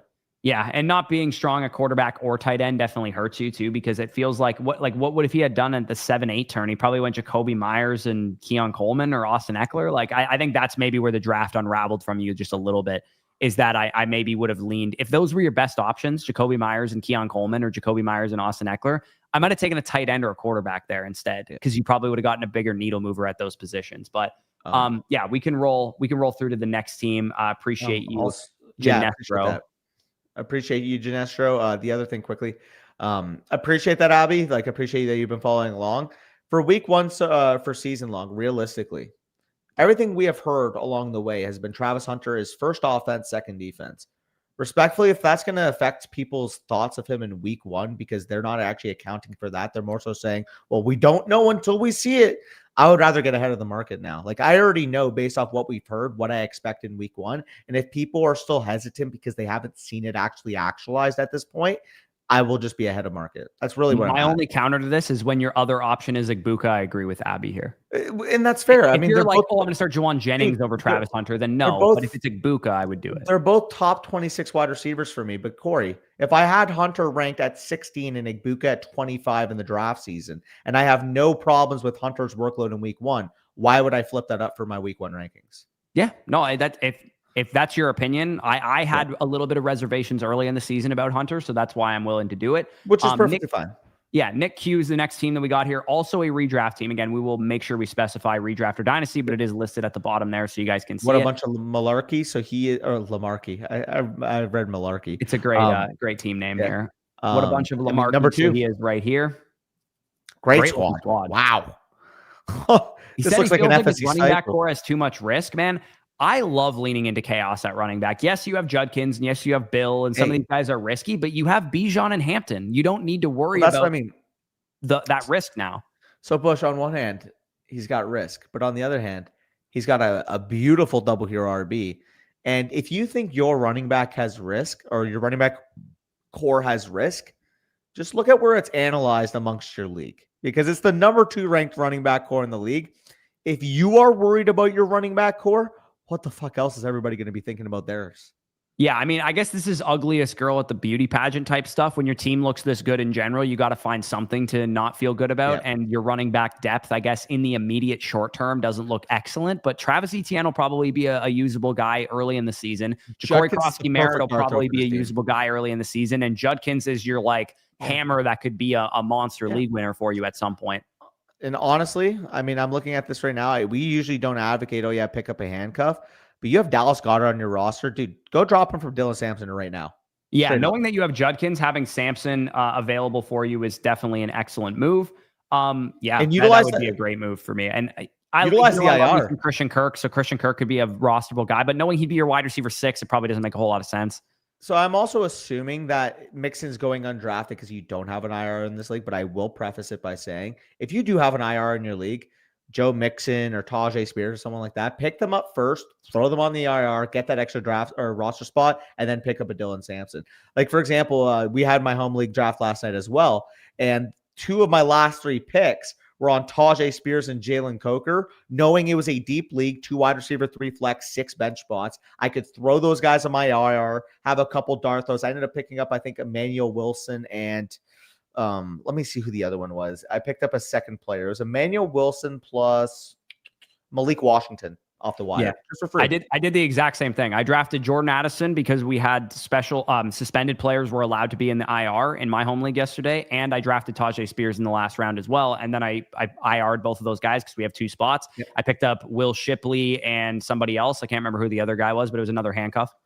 Yeah, I mean, it's just free value, right? Like, you have a team that's going to be deep. Both of our, I'm assuming you have 5-6 man benches as well. Like, 6-man benches, and dude, Will Shipley, Thursday Night Football, Saquon gets an ankle injury or something, he's going to be the biggest pickup in all of fantasy. Hey, praying for my sake that the fact I just traded for Saquon Barkley in my home league that doesn't happen, but it is nervy having one of the top. You prepare for the worst and hope for the best. That's basically why you're picking up other people's handcuffs there. And I mean, sure obviously, if you don't roster those players, it is actually just the best for you. And I'm sure you know as well, Corey. It's just every year when you have a running back as your first pick, you're just inherently a lot more anxious, a lot more nervy, watching the games than you are at wide receiver. Even though, technically speaking, wide receivers do get hurt as well. Like hamstrings, for example, are a big thing. At the same time, it's when you're watching your running back take a hit every play, I'm just Yeah, you wince a little bit when you see it, when you see them getting hit. But yeah, I honestly, to me, Braylon Allen's a great handcuff to hold. I would rather roster Joe Mixon, even if you don't have an IR spot, to be honest with you. I'd rather, because like Braylon Allen's only playing if Breece Hall's out, most likely. You're only going to be able to start him given the strength of your core. And if Mixon's back and fully healthy, he'll probably be a startable guy for you. So I would rather roster Mixon personally, even if there is no IR spot, than Braylon Allen. I agree with that. I mean, overall, though, you've structured a very, very good team. I mean, the fact that you have that stable at wide receiver. Yes, you're only number 4. I mean, number 4 is still very strong, but like that's also like including the fact that we have Drake London at 8 or 9, but he's clearly in the tier with like the next 4 or 5 guys for me personally. So the fact that, sorry, go ahead. No, finish your point. I was just gonna say, so the fact that like you have him plus JSN plus Devontae Smith plus Travis Hunter, Ted McMillan. Like, there's a very real possibility you can legit have like 4 or 5 of the top 25 wide receivers by season's end.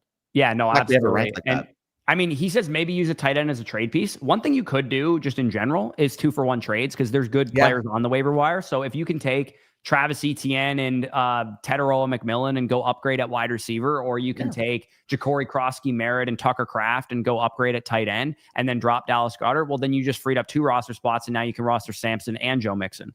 So definitely explore those 2-for-1 trades. Like if you find somebody this guy's got McBride and Bowers for some reason. It's not a tight end premium league. He should be looking to move one of those guys and motivated to do so. He's also a little bit weaker at running back depth. So he might be looking, okay, I have Genty and Gibbs, but behind that, I have nothing. So maybe you could offer him Travis Etienne and Jackson Smith and Jigba and see how close that gets you to one of those tight ends. Respectfully, Corey, how does that guy in a 10, I get it's a 10 team, not a 12 team. His first 4 picks were Jahmyr Gibbs, Ashton Genty, Trey McBride, and Brock Bowers. He had Harrison and Wilson falling to him in the 5th, 6th round. Yeah, this guy's drafted really, really well. But even still, I mean, he has Marvin. He has 2 tight ends. He would be motivated to move McBride. In most casual leagues, somebody's not going to want both Cardinals players, and they're not going to want 2 elite tight ends. So McBride specifically would be the guy that I would go after using JSN plus Travis or JSN plus Bill, or give them both for all I care. You have guys that are available on the waiver wire, and like also it's a 10-man league, so depth doesn't really mean shit anyway. So yeah, definitely go and try and trade for a tight end from this specific guy at the top here, because as much as I like Tucker Kraft, and maybe you could throw him Kraft in return if he really does want a second backup tight end or something, those guys definitely are better options. And Serge, the way to send super chats, quote unquote, is via the site. That's how we answer the trade questions, super messages, and start sits. We don't want you guys lining the pockets of YouTube because they take a very hefty sum of super chats, and it worked out better for us to be able to answer questions this way. And it's also more fun because you can use the start sit tool and all that kind of stuff. A lot more functionality, I would say, too, on the site, like being able to get the exact question or start sit decision that you'd like. Super chats, they were just tough because like you had to type out everything into a sentence. There was also no context whatsoever. It was just, do I start this guy or this guy? And this, we can go a little deeper, see what your roster looks like, see what the trade looks like, and all that kind of stuff. I will drop the link again in the chat there, Serge, if you do want to check out that. I do have quite a tweet, by the way. This is from Mike Tomlin, by the way. This came out about an hour ago, so I'm just noticing this. Mike Tomlin on Jaylen Warren, because keep in mind, they signed an extension with him yesterday. Yep. His progress has been very evident, and he's to be congratulated. Certainly, he'll be our featured runner. Certainly, you'll see Caleb Johnson, Kenneth Gainwell, but at what time and what degree will depend on week to week. So he basically said it's Jaylen Warren, and depending on the game flow, the other guys will mix in. I'm glad I drafted him yesterday, so we'll take it. We'll take it. But yeah, we can. Is there anything else you'd add on this team, or should we move on to the next? We should move on to the next. I would say I think overall you structured this very well. You're very strong in the flex spots. You have an elite onesie. So I mean, based on our views of Tucker Kraft as well, like you have him at 10, I have him at tight end 8. Would it at all shock you if he finished as the tight end 4 in points per game this year, realistically? No, especially not with Jaden Reed banged up. He re-aggravates that injury, something along those lines. Preston, this is we're gonna have to get to this one offline because it does look like it's NFL fantasy. Yeah, NFL fantasy. I mean, I think we support that, if I'm not mistaken. But if let me take a look. I don't know if we do. I've never actually looked on NFL specifically. I know Yahoo, ESPN, and Sleeper we do. We support Sleeper, ESPN, Yahoo right now. So I'm sure eventually we will. But with that being said, we will be handling you off stream. Yeah, off stream, Preston will handle that for you. And also Mr. President, if you don't get back, like if you get back to us and say you're going to resubmit, if not, we can handle that one off stream for you as well. This is a dynasty one here. So this is a dynasty review. Grouchy Bracelet, shout out. Where's he ranked? And where is he in the team reviews area here? I don't see his team. You found the username last time. How did you find that? I'll find it on the back end, see if I can find it again. Philly Fanatics. Philly Fanatics. So he's in kind of rough shape at the moment in terms of the analyzer. First time doing Dynasty. Feels like I didn't want to take players who are good, but could be a downfall within a couple of years. As you can see, I went young players all around for the most part. I know it's a risk of what ifs, but I feel like my team could be really good in 2 to 3 years. So, this is the team that he built out here in his draft. So the only issue that I have is first, second, third, fourth, fifth. So I'm assuming 1-2 turn, he maybe went with Puka and Hunter or Puka and Nix. Yeah, Puka and Nix, I think, would be what his first 2 picks would have been, which is just, I mean, I love Puka's fine there, but I think that's a smidge early for Nix, even though I love Nix. For sure. I mean, I'm assuming the bars are relatively, I mean, I guess like the bar is like lower for you.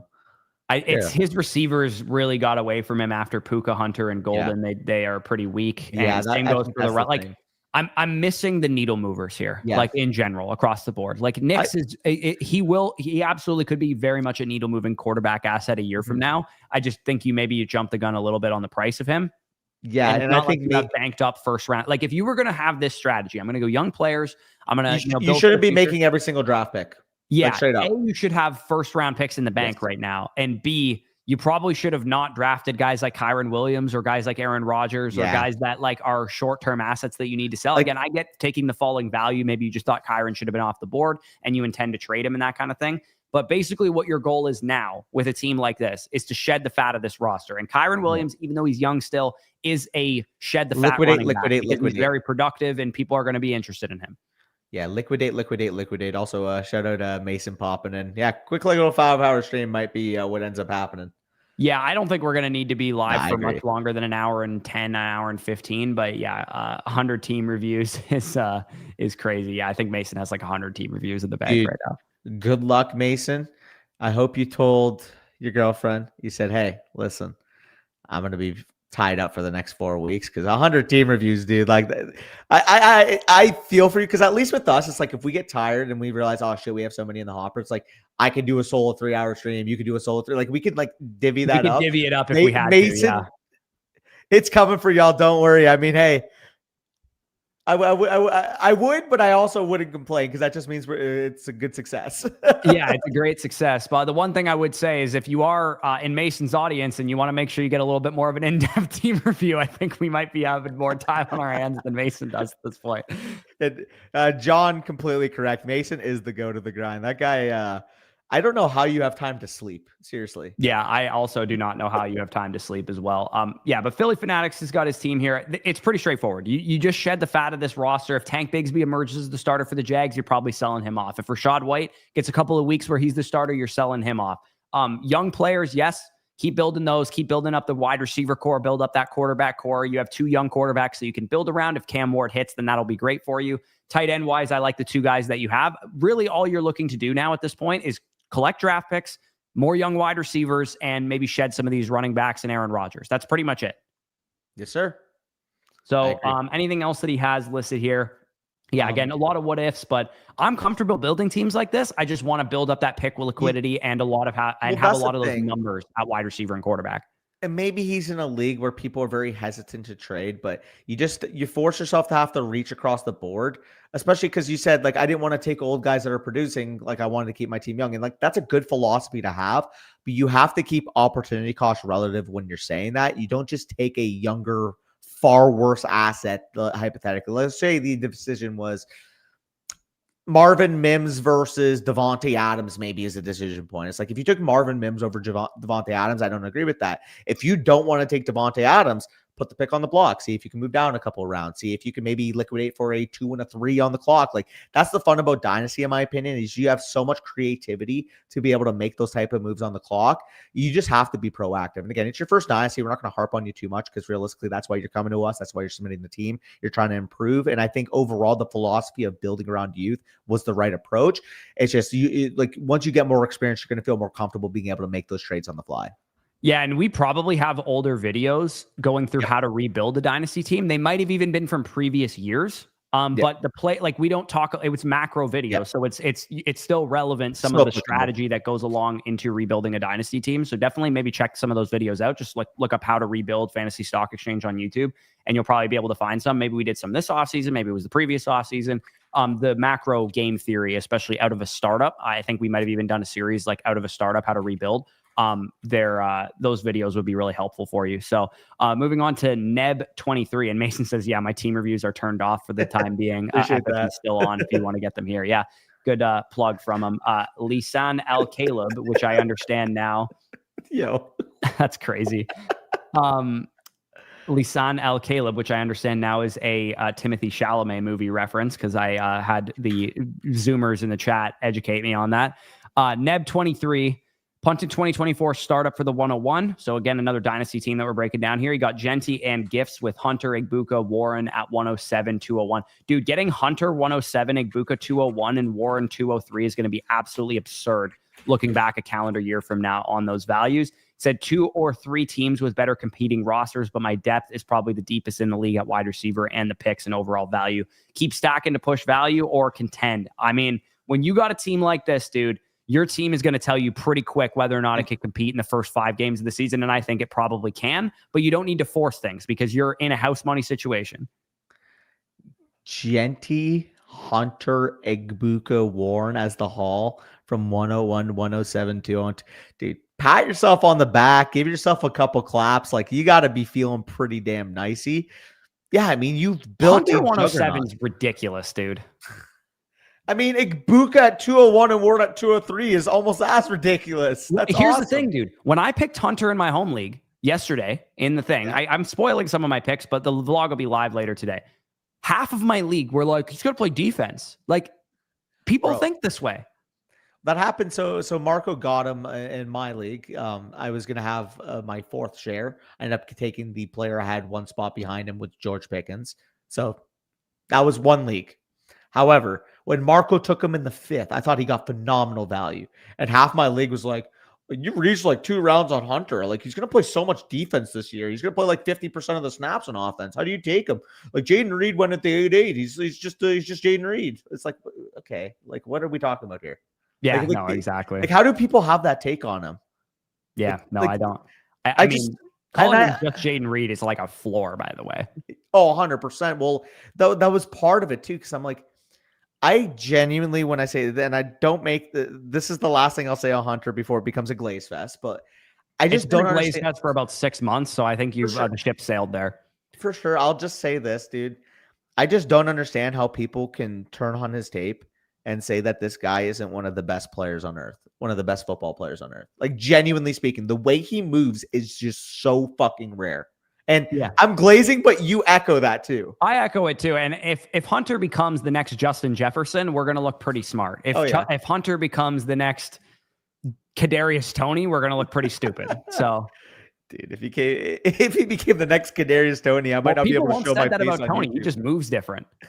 I might not be able to show my face on YouTube if that happened. Yeah, but Tony's also a grade A fucking nincompoop too. So and like Travis is grinding. He has a YouTube channel. He posts his workouts. He had a baby. Like, he's locked. He's a beast. He's a beast. He helps old ladies on the airplane. We know that about Travis Hunter. I don't think Kadarius Toney would have told her to go fuck herself, probably. So Kadarius Toney would have gotten into some altercation. Yeah.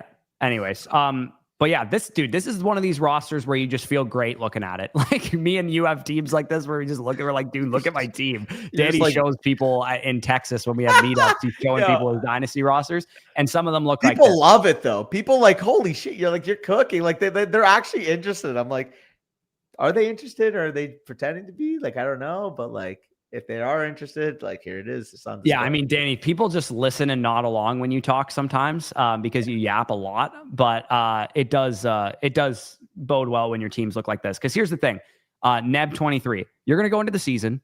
Kamara's probably going to be great. Genty's probably going to be great. Your receiver core is absolutely loaded for a contender or a rebuilder. Yep. Tight end core, you're going to be great there. You can start Hawkinson maybe at the beginning of the season because Addison's suspended, Warren's a rookie, and then Drake May, Caleb Williams going to be just fine, both competitively and rebuild-wise. You're probably going to be able to compete this year, but don't force things. You still have picks in the bank. You can make some moves if you need to. If things don't go well for you, suffer some injuries or whatever, then you're going to be on your merry way in the future. Show me who has Achane and Henderson. Achan right here. Okay. Got a great running back core, maybe some lacking wide receivers. You could definitely like Odunze. Odunze plus. What I was thinking is you have 2 extra firsts in 2026 as well. If you want to throw that at a Henderson, a Hampton, a Devon Achan type in season, you have the affordability to do that. But it's not something I'm even pressed to do right away because I think Kamara early season should be able to get you by. But like if he starts falling off and somebody maybe doesn't win as many games as they initially expected coming into the year, you have so much liquidity to be able to throw a big time offer at them. Yeah, no, absolutely. So I think we could probably move on to the next team here. Let's go to Slush Monkey, who has actually 2 reviews in a row from us. Let's we really go. appreciate that as well. And we haven't mentioned it yet. I'll just want to quickly reiterate things. If you guys want to get a review, a full team review, Dynasty, Redraft, or otherwise, the best deal out there right now is at the bottom here. You see, use code FSC for 30% off on an annual Motherflocker subscription. You get a free team review as well. So you see how much the review, he paid for the review outright. If you use that code FSE and sign up annually, you get full access to the site from now until next year, and you get a free team review, which is the best deal out there. And of course, too, you also get discounts on future purchases. If you are a site subscriber, you get 30% off of questions from us specifically by using that code FSE. So obviously what the Jalen Coker stands are referred to as? The Cokeheads, yes. I made my team name because obviously I traded for Drake London. I made my team name Cokeheads in London. There you go. Slush Monkey here. He says, I think I'm good, but slight concern with running backs and for T. Higgins as well. So Slush Monkey here, it says sleep and weep, which is obviously this team here. It is a redraft 1 quarterback, 10 team start 7. Hammers are all that matters, obviously, in this format. Neighbors, Higgins, McCaffrey, Josh Allen, going to be some hammers for you. And right away, first thing that sticks out to me is you do not need a backup quarterback because you have Josh Allen. Go get Josh Downs or Jordan Addison or Jaden Reed from the waiver wire, preferably Josh Downs based on my rankings. But those other guys, Jawan Jennings as well is available. Like, yeah, there's so many good players available. Like, you do not need to roster as much as Ramondre Stevenson also doesn't need to be rostered right now. Ramondre Stevenson off my team. I'd rather have Josh Downs and Jordan Addison than Ramondre Stevenson and Drake May. And Mason Taylor too. As much as I like him, he's decent. Jaden Reed on your roster. Dylan Sampson available? I mean, he has to be. This league has like fucking nobody on the wire. Like Brandon Ayuk is on the waiver wire, and Josh Downs is on the waiver wire. By the way, it looks like you got to raise Sampson in the overall rankings because I mean, he is a must roster in this team. Yeah, I mean, we're going into week 1. I can't imagine many people are having drafts at this point. Also, you don't need Mason Taylor. No, yeah, Mason Taylor, Ramondre Stevenson, Drake May. Like if you want to hold Ollie Gordon, that's fine because of make some consolidation moves if you have to. Yeah, make some consolidation moves. If somebody wants to give you a good wide receiver for T. Higgins and Ollie Gordon or something, like go ahead and make the receiver upgrade because knowing that the trade is not T. Higgins and Ollie Gordon for, let's say that gets you Drake London, for example. The trade is actually Drake London and Josh Downs, who's available on the waivers, for T. Higgins and Ollie Gordon. That's how the trade works. If it's a 2-for-1 and you have Josh Downs, Jordan Addison, Jaden Reed, all these guys on the waiver wire, they're a part of the trade because that empty roster spot now becomes them. Well, exactly, right? And that's how you have to consider trades in your format. If it's a 5-bench start 7 type of league, there are going to be players that realistically still have trade value. So the fact of the matter is, if those type of players are available on the market, on the waiver wire, the inherent value of like the mid-tier players will go down because if you add a star plus a waiver wire option, that would actually a 8th, 9th, 10th round valuation in majority of deeper leagues. At that point, giving up a 3rd and a 5th or even a 2nd and a 5th for a 1st round caliber player and an 8th or 9th round caliber player, like you got to contextualize it like that. You think, oh shit, the player I picked in the 2nd plus the player I picked in the 5th or 6th for the 1st round player isn't worth it. But if you're getting back an 8th or 9th round valuation with it, it starts to make a lot more sense. Yeah. And like you have a 6th round player in my rankings on your waiver wire. Like Josh Downs in the 6th round in my rankings. Like he should absolutely be on your team yesterday. So that would be the first thing is drop Stevenson, drop Drake May, drop Mason Taylor, go pick up Josh Downs, Jordan Addison, and Jaden Reed because those guys absolutely should be rostered for you. And then, make some consolidation moves. That's pretty much all it comes down to. 10 team, 1 quarterback, start 7. All that matters is your starting lineup realistically, because like we said, all of these guys are available on the waivers, and that is precisely how we would handle things. We can move on to Slush Monkey's second team here. Appreciate that. which is looks like the same team. Did you submit this twice, Slush Monkey? You Because must. it looks like you may have submitted this twice. Slush Monkey, Danny, send him a free team review. I will send you another review. It looks like you may have sent the same team twice, and we absolutely appreciate the business there. Unless, let me just make sure. So the wide receivers all the same? It's the same team? It's the same team. I will send him Maybe another. he's reached out to the devs or something and gotten this refunded since then. But even still, Slush Monkey, we really appreciate you getting charged twice there. Sure. So we'll send you a free team review voucher on the house. Slush Monkey. Boom. Yeah, it shows up as 2 like in a row, and again, he's been very frequent. He sent us like a lot of trade questions, a lot of team reviews in the past. So absolutely here, trade team review. I will send right now, and it should be in your account now. Yeah. And another one looks like G Console. This ESPN, no? Also an ESPN thing. So can you send G Console a team review voucher as well? G Console, if you're listening to this, we're going to send you this. You'll get the message in the chat that we answered your question. We're going to send you a free team review voucher. Load your team in via ESPN. You can do it. You just get your league ID. You go to the My Teams page and you load it in there. You can do it even if you're a free subscriber to the site. You don't actually have to be one. And it looks like you are a subscriber to the site because you got a discounted rate on the team review. So you should have access to it. So I see it here. He's been a monthly flocker for a few months. He got the season pass, and then he did get the team review. So yeah, that will be sent to your account now. We sent you a free team review. Just again, when you do it, please try to link the ESPN. Makes it a lot easier on us as well. It's just it's a better answer for you. We'll give you a better product. It makes it a lot easier on us, and it makes it a way more beneficial product to you, because instead of just being able to see your own team and what you could do based off solely your own team, linking your league, we can see the context, like who needs a running back or who needs, an upgrade at tight end. Maybe you got 2 guys there. Like it'll give us all the context we need to potentially set you up on the right path. Yeah. And Sawyer, honestly, our policy on the site and all of the creators have this. Is not just us. Like Mason does this too. Yeah. Domain guys do this too. Land guys do this too. If there's any kind of thing that went wrong, you guys maybe accidentally put in the wrong format. You accidentally, didn't link your team or something. I think it's a way better experience for you guys that we just compensate you. We'll give you a free team review on the house. Like, we're answering fantasy football questions for fuck's sakes. Like, at the end of the day, skin off our back to give you guys a free team review to submit it for the better product. Well, exactly. At the end of the day, we want to make sure you guys are satisfied. If you feel unsatisfied with us, skipping by, taking your money because we didn't answer your reviews, like nobody's going to be happy about that situation. We won't be happy either, because we want you guys to feel like you're getting the best value, right? Yeah, not to mention, I think it's way less effort for because Maria actually, just a quick side tangent, Maria joined a yoga studio and she signed up for a monthly membership. The yoga studio didn't tell her explicitly that you sign up annually when you sign up for a monthly membership. And then Maria goes, "You didn't tell me this. It doesn't say this in the contract."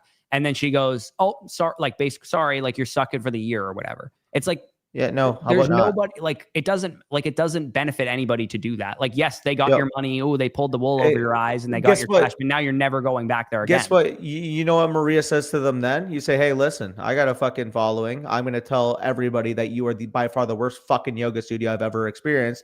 Guess what? You trying to make a quick, whatever, X amount annual bill on me just fucked over the rest of your fucking revenue. Congratulations." Yeah, well, what they don't know about Maria is that Maria has 90,000 Instagram followers, who a lot of which are local. So she's not going to do that because she, not that type of person. But like, some people will reasonably. Some people absolutely will, and some people are in their right to.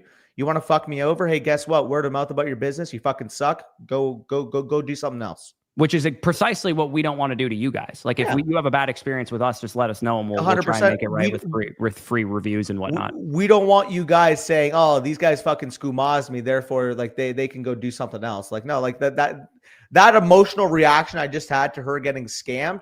We don't want anybody to experience that. Yeah, it's happened to me too. Dude, straight up. I mean, I'll tell you, FanDuel locked me out of my account. I haven't been able to access my account for 2 years. And every time I reach out to them, it's some bullshit. They don't get me in touch with my account. I had like $200 on there. I gave up because every time I've emailed somebody for it, they've constantly reminded me like, what's this and that? Like they try to like they will have me on the phone for over an hour or 2 hours. And then nothing will actually end up happening because nobody helps me. Yeah, no, pretty much. Like, if you have bad customer service, it sucks, man. Like, I had the same thing happen when I was flying back from Mexico. Like, they didn't have Maria's ticket. I was like, what the fuck? That's your one job as an airline, to have tickets for people when they fly. And by the way, 128 live on YouTube right now. Who knows? Maybe 120 of you guys switch completely and go to Underdog because of that, which you Yeah, should. exactly. From Exactly. NFC. So let's keep going here. AR-15 and friends. This team is a pretender. I removed the graphic standings, so don't even go look for it. I think it's one quarterback away from being house money. I don't know. It's a I wish we dynasty had them. question, obviously. Should I go out and get a quarterback or dedicate to the rebuild and look forward to 2026? What to do about Pittman, DJ Moore? I want to sell them, but I can't get a good return on value. So looking at his team, he's the Juice Cartel. Where are we? The Juice Cartel. Yeah. So he's definitely not in great shape. Number 10 in the analyzer right now. And then he did mention that he maybe needs to make some moves. I mean, good news is this. You have some young players that you can build around. Like you said, you're trying to do your best to sell DJ Moore and Pittman, but nobody's biting. You might have to wait until in season to do that. DJ Moore gets out to a nice start with Ben Johnson. You could probably sell high on him, especially knowing that Odunze's a second-year guy. Luther Burden's a rookie. Colson Loveland's a rookie. I would imagine you should have a selling window in the next month or so on DJ Moore. Same goes for Michael Pittman Jr. If he gets a couple big weeks or something like that, Daniel Jones is playing well, you could probably sell high on Michael Pittman. And who knows, knowing Daniel Jones is maybe a short-term quarterback option, maybe you package them together, send them to a team that needs a QB3 and some wide receiver help, and you can do that. Basically, what you're doing here is collecting more picks, continuing to build your young players. You got a couple here, Hampton, Caleb Johnson, Emeka Egbuka, Matthew Golden, Sam Laporta, those type of guys you could build around. But yeah, you're shedding this thing down to the studs as far as like the older guys, the short-term guys. Jaden Reed re-aggravates his injury. Romeo Dobbs plus a piece. Can that upgrade you to a second-round pick? DJ Moore gets out to a hot start. Like I said, can you get close to a 1 using DJ Moore plus another piece? Maybe Jalen Warren, for example, who may get out to a hot start as well. So those type of assets, Warren, Moore, Pittman, Daniel Jones, Romeo Dobbs, Jake Ferguson, those type of guys, have them on the trade block, wait for a selling window, and try and get them off of your team.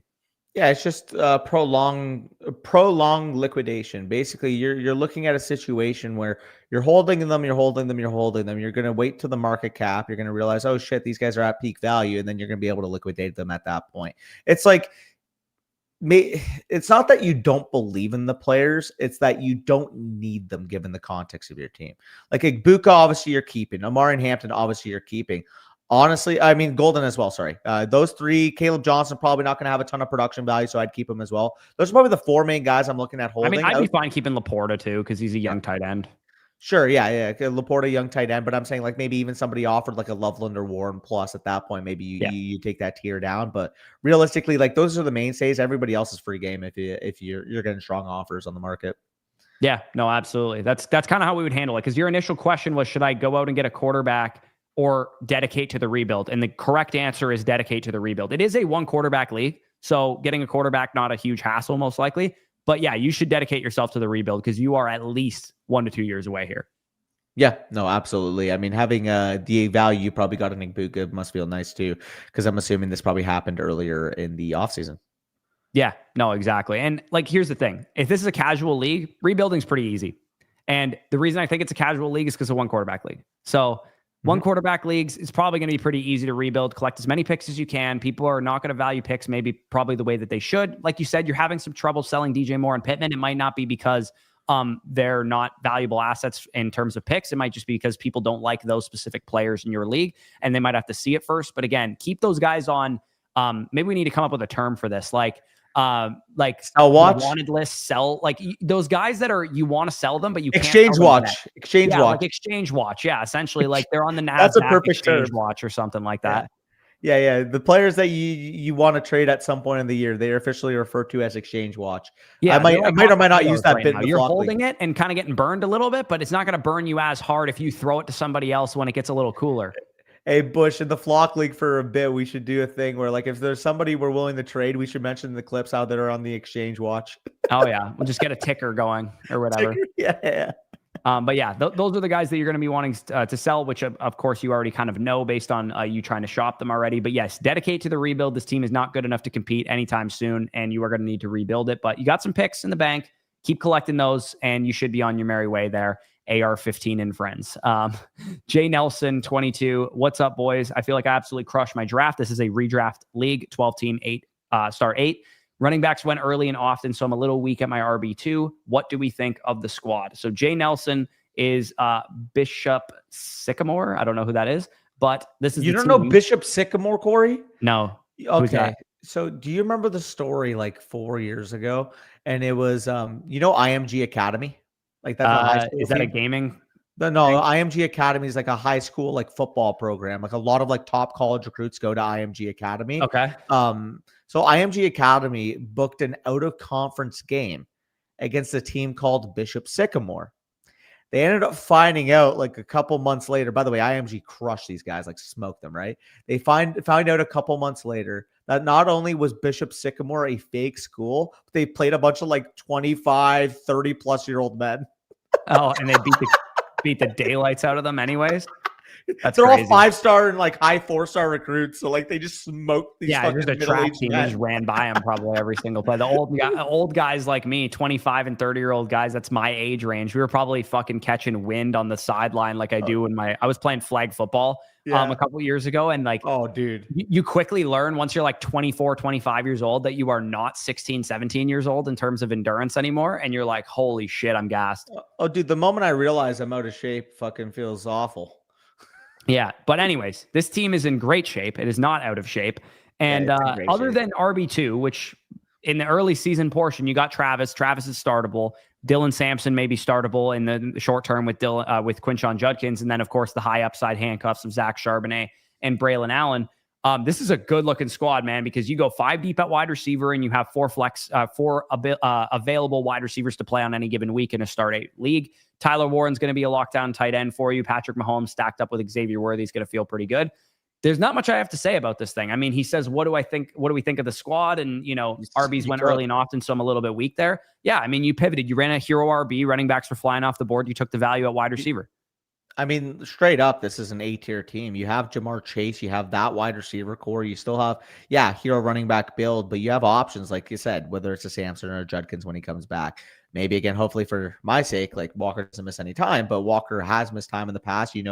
Maybe a few games this year, Zach Charbonnet could be inserted into the lineup. Travis Etienne getting you early touches, probably going to be your week 1 starter, unless maybe you're very high on Dylan Sampson. He gets named maybe the starter 2 days before the game. Like that could be a scenario. Again, Etienne in his own right also has a very strong matchup, so that's going to be a close range of the rankings. But anyway, you slice it. I mean, if that's the weakest member of your lineup this week, you're feeling pretty damn good.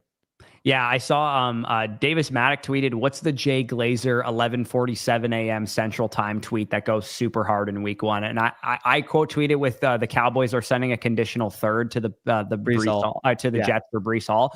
And I also think Dylan Sampson is expected to get the bulk of the carries.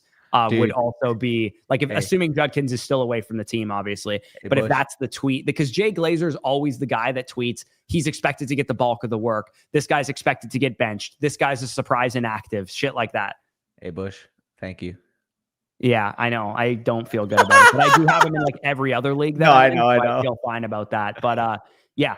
Aside from that, I mean, your team's in great shape. You can get by early season. You got the late season upside, the late season appeal with Quinshon, with Brandon Ayuk, with some of the rookies that you have on the roster as well. This is a great looking squad. We could probably it's number 1 in the analyzer for a reason, baby. Absolutely, yeah. We can move on to Jalinius. Sure. Couldn't believe Bijan slid all the way down. For some reason, this team is not loading for me. I don't know why. Voucher? Send him a voucher. Yeah, I don't know why this isn't loading. Jalinius. Yeah, Jalinius. If you tried to submit this, maybe with just screenshots, you need to submit the attachments. Like, I don't know, maybe this was on NFL or Flea Flicker or something, and that's why we can't see anything. If you did use ESPN Sleeper or Yahoo or one of the platforms we do support in the My Teams feature, maybe check your email. When you signed up for the site, you probably got a tutorial video from me or from whatever creator's code you signed up with. It should show you how to link your team. So maybe Jalinius is an annual mother flocker. He was an annual flocker the year before. He's been on the site with us since 2023. So absolutely check for that trade or team review question. Actually, because you've been so consistent, again, 2023, you've had active subscriptions. I'll also send you a free start sit for your troubles. Yeah, for sure. And like I said, maybe just double check the tutorial that you got sent when you signed up for the site. So it probably would have been, if you signed up in 2023, it probably would have been from Mason, but he should have showed you how to use your My Teams feature if that was maybe a hassle for you there. But we'll hit the next question button. You'll be linked to this conversation, so you should be clear that we sent you a voucher and resubmit the team review. And I believe I sent a start sit question. Oh, it might have been a trade question. Either or, though, feel free to submit that. Again, appreciate you for that consistent support. Yep. T Wayne 15. Ice Cold Trenton is the name of his team here. We got a one quarterback redraft start 7-10 team. So again, very bog standard, home league type of settings. Little double hero RB setup. You got Pollard at decent value, I'm assuming. I mean, Pollard's another guy too. Like as the offseason's gone along, I have gotten higher on. I mean, part of it is because he's such a start fast type of running back. You flip him after week 3 to one of your league mates who's just looking at the box scores, and he could have like 3 games of 16 plus PPR points to start the year, right? I do think once Tajay Spears comes back, we do see, not to mention a committee, but potentially even a usurping if Tajay Spears plays well and Pollard, the age, the touches kind of catch up to him. But we're playing redraft. You have the opportunity to trade. Taking a guy that you're going to feel comfortable starting in your lineup every single week in the 6th or 7th round, which is where Pollard was going. I think he's going to be a guy that people look back on like, oh, I could, like, there's guys every year that start fast that you can tear up with. Yeah, no, absolutely. Also, John's in the chat here. So hopefully you heard all that, John, and you can link your team into my team's feature correctly there. But again, if it's just an NFL, because you couldn't link it, it's an NFL thing, make sure you submit attachments. If it's a, Flea Flicker, My Fantasy League thing, you make sure you submit attachments so we can see your team there. But you should have those vouchers and you should be able to use them right away. If you do want to still be covered on the stream, make sure to submit it as soon as possible. But if not, we'll cover you on like Thursday or something on our next stream. Godwin on the waiver wire. Yeah, Godwin and Ayuk on the waiver wire is kind of appealing to me. Like, as much as I think Cam Scatterbo is a decent stash, I would prefer Godwin. You're telling me with that wide receiver depth as well, if you wanted to draft Shakir or drop Shakir for him, I would be perfectly fine.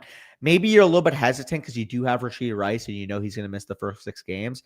And I'm assuming the reason why Godwin and Ayuk aren't, or even Mixon, I know IR spot would be the that's what I'm assuming reason why they didn't get drafted. But even still, like, here's the thing: when you have teams that are built like this, and you're like just so loaded at wide receiver, and you're like, I don't know what the hell I'm supposed to do with all these guys.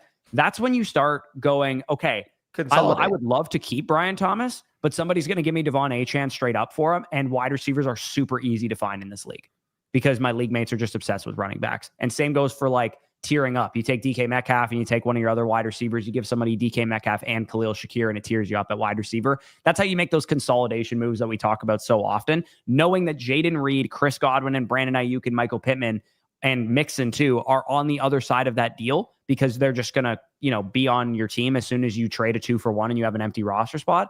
That's why we make those deals all the time, because it is not like we've already said a couple times. Let's say you take DK Metcalf plus Khalil Shakir, and you go and get Tedero and McMillan. You get an upgrade at wide receiver from DK Metcalf. You now have an empty roster spot, so you traded DK Metcalf and Khalil Shakir for Tedero, McMillan, and Jaden Reed, or Chris Godwin, or Brandon Ayuk. Yeah, exactly. I mean, having these available players makes you in a situation where consolidating is, I think, the best way to go. Overall, I mean, in terms of advice on this team, you're number 3 on the league analyzer. Though, specifically a quarterback, you're a little bit weaker than we want to be. Obviously, me and Corey are both high on Loveland. He's your tight end 7. He is my tight end 5. So even though maybe if you sorted by the creators' rankings, he would show up a little bit lower, we do believe Colson Loveland has full opportunity to be a legitimate advantage at tight end. So we got him at value. Great work there. I mean, wide receiver is never going to be an issue for you this year. And I mean, I guess maybe one running back injury might screw you, because at that point you would have Kyron Williams or Omarion Hampton plus a Tony Pollard and nothing really that you'd feel comfortable putting your lineup next. Like, yeah, Cam Scatterbo is a decent stash option, but I don't want to put him in my lineup at any point soon. No, yeah, unless Tracy goes down with an injury, he's pretty much exactly like, yes, he's a good stash for 12-team leagues with deep benches, but not in a 10-team one quarterback start 7. Like, he's just too simply like, he's the type of guy that you kind of just have to bite the bullet on when he becomes relevant because Tracy goes down, that you have to just spend fab on or whatever, because it's not really worth stashing him in the shallow of a league. Yep, for sure. But overall, any closing thoughts, or should we move on to the next one? We can go on to the next team there. I think you did a good job of building it out. Daniel Kendrick, and then we will refresh the page. So if you don't see your question here and you submitted it since, we'll refresh the page and you guys will see the questions coming up very soon. Daniel Kendrick, he's got what the Brock is cooking. So he's number 3 in the analyzer here, and he's lists kind of his picks here. Yeah, sorry. There was also a trade, I guess, that went down in the FSE Listener League Dynasty. I got a notification for. So my phone's not loading, but I'm sure you can see that. Yeah, I'll take a look at it in a second. Sorry, I'm placing an order on DoorDash because I'm friggin' starving. So once you're good, bro. I can take a look for you. I have permission. I got it right here. You got it? Trade is now pending. in the listener league dyno. It was Emeka Egbuka, Wow. great for Jordan Love. Woo, Wow. that's spicy, man. That's a Hear me hefty price out. on Egbuka right now, but that is, I mean, in a super flex league, the fact that he's going for top 12 quarterback prices is pretty crazy. So let me ask you this. What do you think the discrepancy right now market value is between him and Tet? I would say Egbuka Like and a second? T-Max market value has to be almost identically the same, to be honest. I mean, I would prefer T-Mac personally. But like his market value, like I think his market value is probably the same. And like in terms of my dynasty rankings, like I'm going to be there soon. Yeah. No, that's With reasonable. on Egbuka. Like one 100-yard game in week 1, I'm there. Which I think you're expecting it at this point too. I am, but like think about it. Egbuka will be a 22-year-old wide receiver, No, for sure. tethered to Baker Mayfield, like already producing at a huge level, like insane. Rylan, that's the league we drafted on stream on Saturday or on Sunday night. See the Blaze 37. I just linked it in the chat right now. If you want to get a team review, again, it is linked there. If you are an annual mother flocker using code FSE, you get a free one. So that is the most cost-effective way to go about that. And if you're just a site subscriber in general, you do get a discounted rate, 30% if you are a code FSE subscriber, 15% if you are a code domain flock or land subscriber, you get a discount on those team reviews. But Daniel Kendrick here has the team. What do you think of the roster? You see Gibbs, Harrison, Hunter, Worthy, Egbuka, a lot of my guys, very young team. But it is redraft, start 9, 12 teams. So it's a little bit of a deeper format, and he is a little weaker at the running back position, knowing Jalen Moore and Dylan Sampson are your RB2 and 3. We're fine with that. But in a start 9, 12 team redraft, that is a little bit weaker at the running back position than maybe you'd want to be. Those ideally would be like your RB3 and 4 as opposed to your 2 and 3. Hey, Bush, whose running back core is that similar to? That's very similar to your running back core in the flock league. And a lot of running back cores that It's better than my core in the flock league for what it's worth. I mean, you're loaded at wide receiver. Your flexes are going to be occupied by, Brock Bowers as well. Worthy, Egbuka, Downs. And of course, you have Bowers and Mayfield, who are somewhat, Bowers for sure, but somewhat of a positional advantage even for Baker Mayfield there. Yeah, and this is a very deep league, especially because it's a start 9. And I mean, that's 18 total roster spots again, like a very, very deep league. Yeah. First and foremost, if Coker's on the IR, that's fine. You can hold him. Yeah. If he's not on the IR, or worst case scenario, you take Jalen Knoll, you don't need those guys at wide receiver. Go pick up Dameon Pierce. Go drop fucking Cam Ward for Dameon Pierce. Yeah, actually, that's another good point. If you want to hold Cam, I would actually be more okay stashing Cam Ward than I would Jalen Knoll. Okay.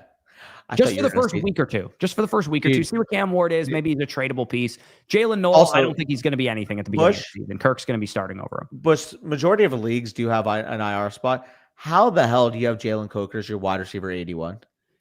So I moved him way down just because in home leagues, I just don't think he's really worth drafting unless you have an IR spot. Frankly, I think he's perfectly fine. Yeah. He's going to be a top 50 receiver the moment he comes back. Maybe. But Leggett will have a little bit of a runway to get a little bit better at the beginning of the season. I'm not like out on him by any means. I just think if you have an IR spot, I would put him in the top 60. I assume most people don't. Fair. Did you hear Dave Canales has already confirmed that Hunter Renfrow is going to be their starting slot receiver? You know what that tells me? Jalen Coker is going to be their slot receiver once he gets back. Not only, dude, that guy might play like 50+% of his snaps from the slot this year. And if he does, dude, you saw his efficiency metrics from the slot last year. Like, I'm getting excited. The fact of the matter, though, obviously, if you don't have an IR, I agree with you. Like, he'd lose his value. But if you have an IR, like, he's almost a must-draft pick when you get to the round 13, 14 area of your drafts. Yeah, no, absolutely. So, Jalen Knoll, I'd probably drop for Dameon Pierce right away. You could even, Roshan will probably be on the drop list come week 2 if he's not the backup to DeAndre Swift. But there'll be more guys that pop up. But it is a 12-team start 9. It's a little bit of a deeper format on the waiver wire. Any thoughts on this team as far as moves that you would make? Because, Harrison, Hunter, Worthy, Egbuka, and Downs, I would imagine amongst the industry, we are higher on these players than the average people in terms of league mates too. Like, it's not like you can be like, oh, this guy sticks out as maybe overvalued in your league. Go trade him plus one of your bench pieces for a better option. I think that we are probably higher on these players than most people are. There's only maybe one. And again, I'm higher on him than you are. But the one thing would be is if the McBride or the Kittle owner would be adding a significant plus to Bowers because they viewed him maybe as a top 15 overall evaluation. If you can get that type of value for Bowers, I'd look into it. But realistically, I'm not just forcing it to force it. Let me ask you this. Even the Would level you guy. trade Bowers for Colston Loveland and Trevion Henderson from this guy's team? I think you can get more on the market. Okay. I'm just throwing out some examples of guys who have tight ends that they can give you back.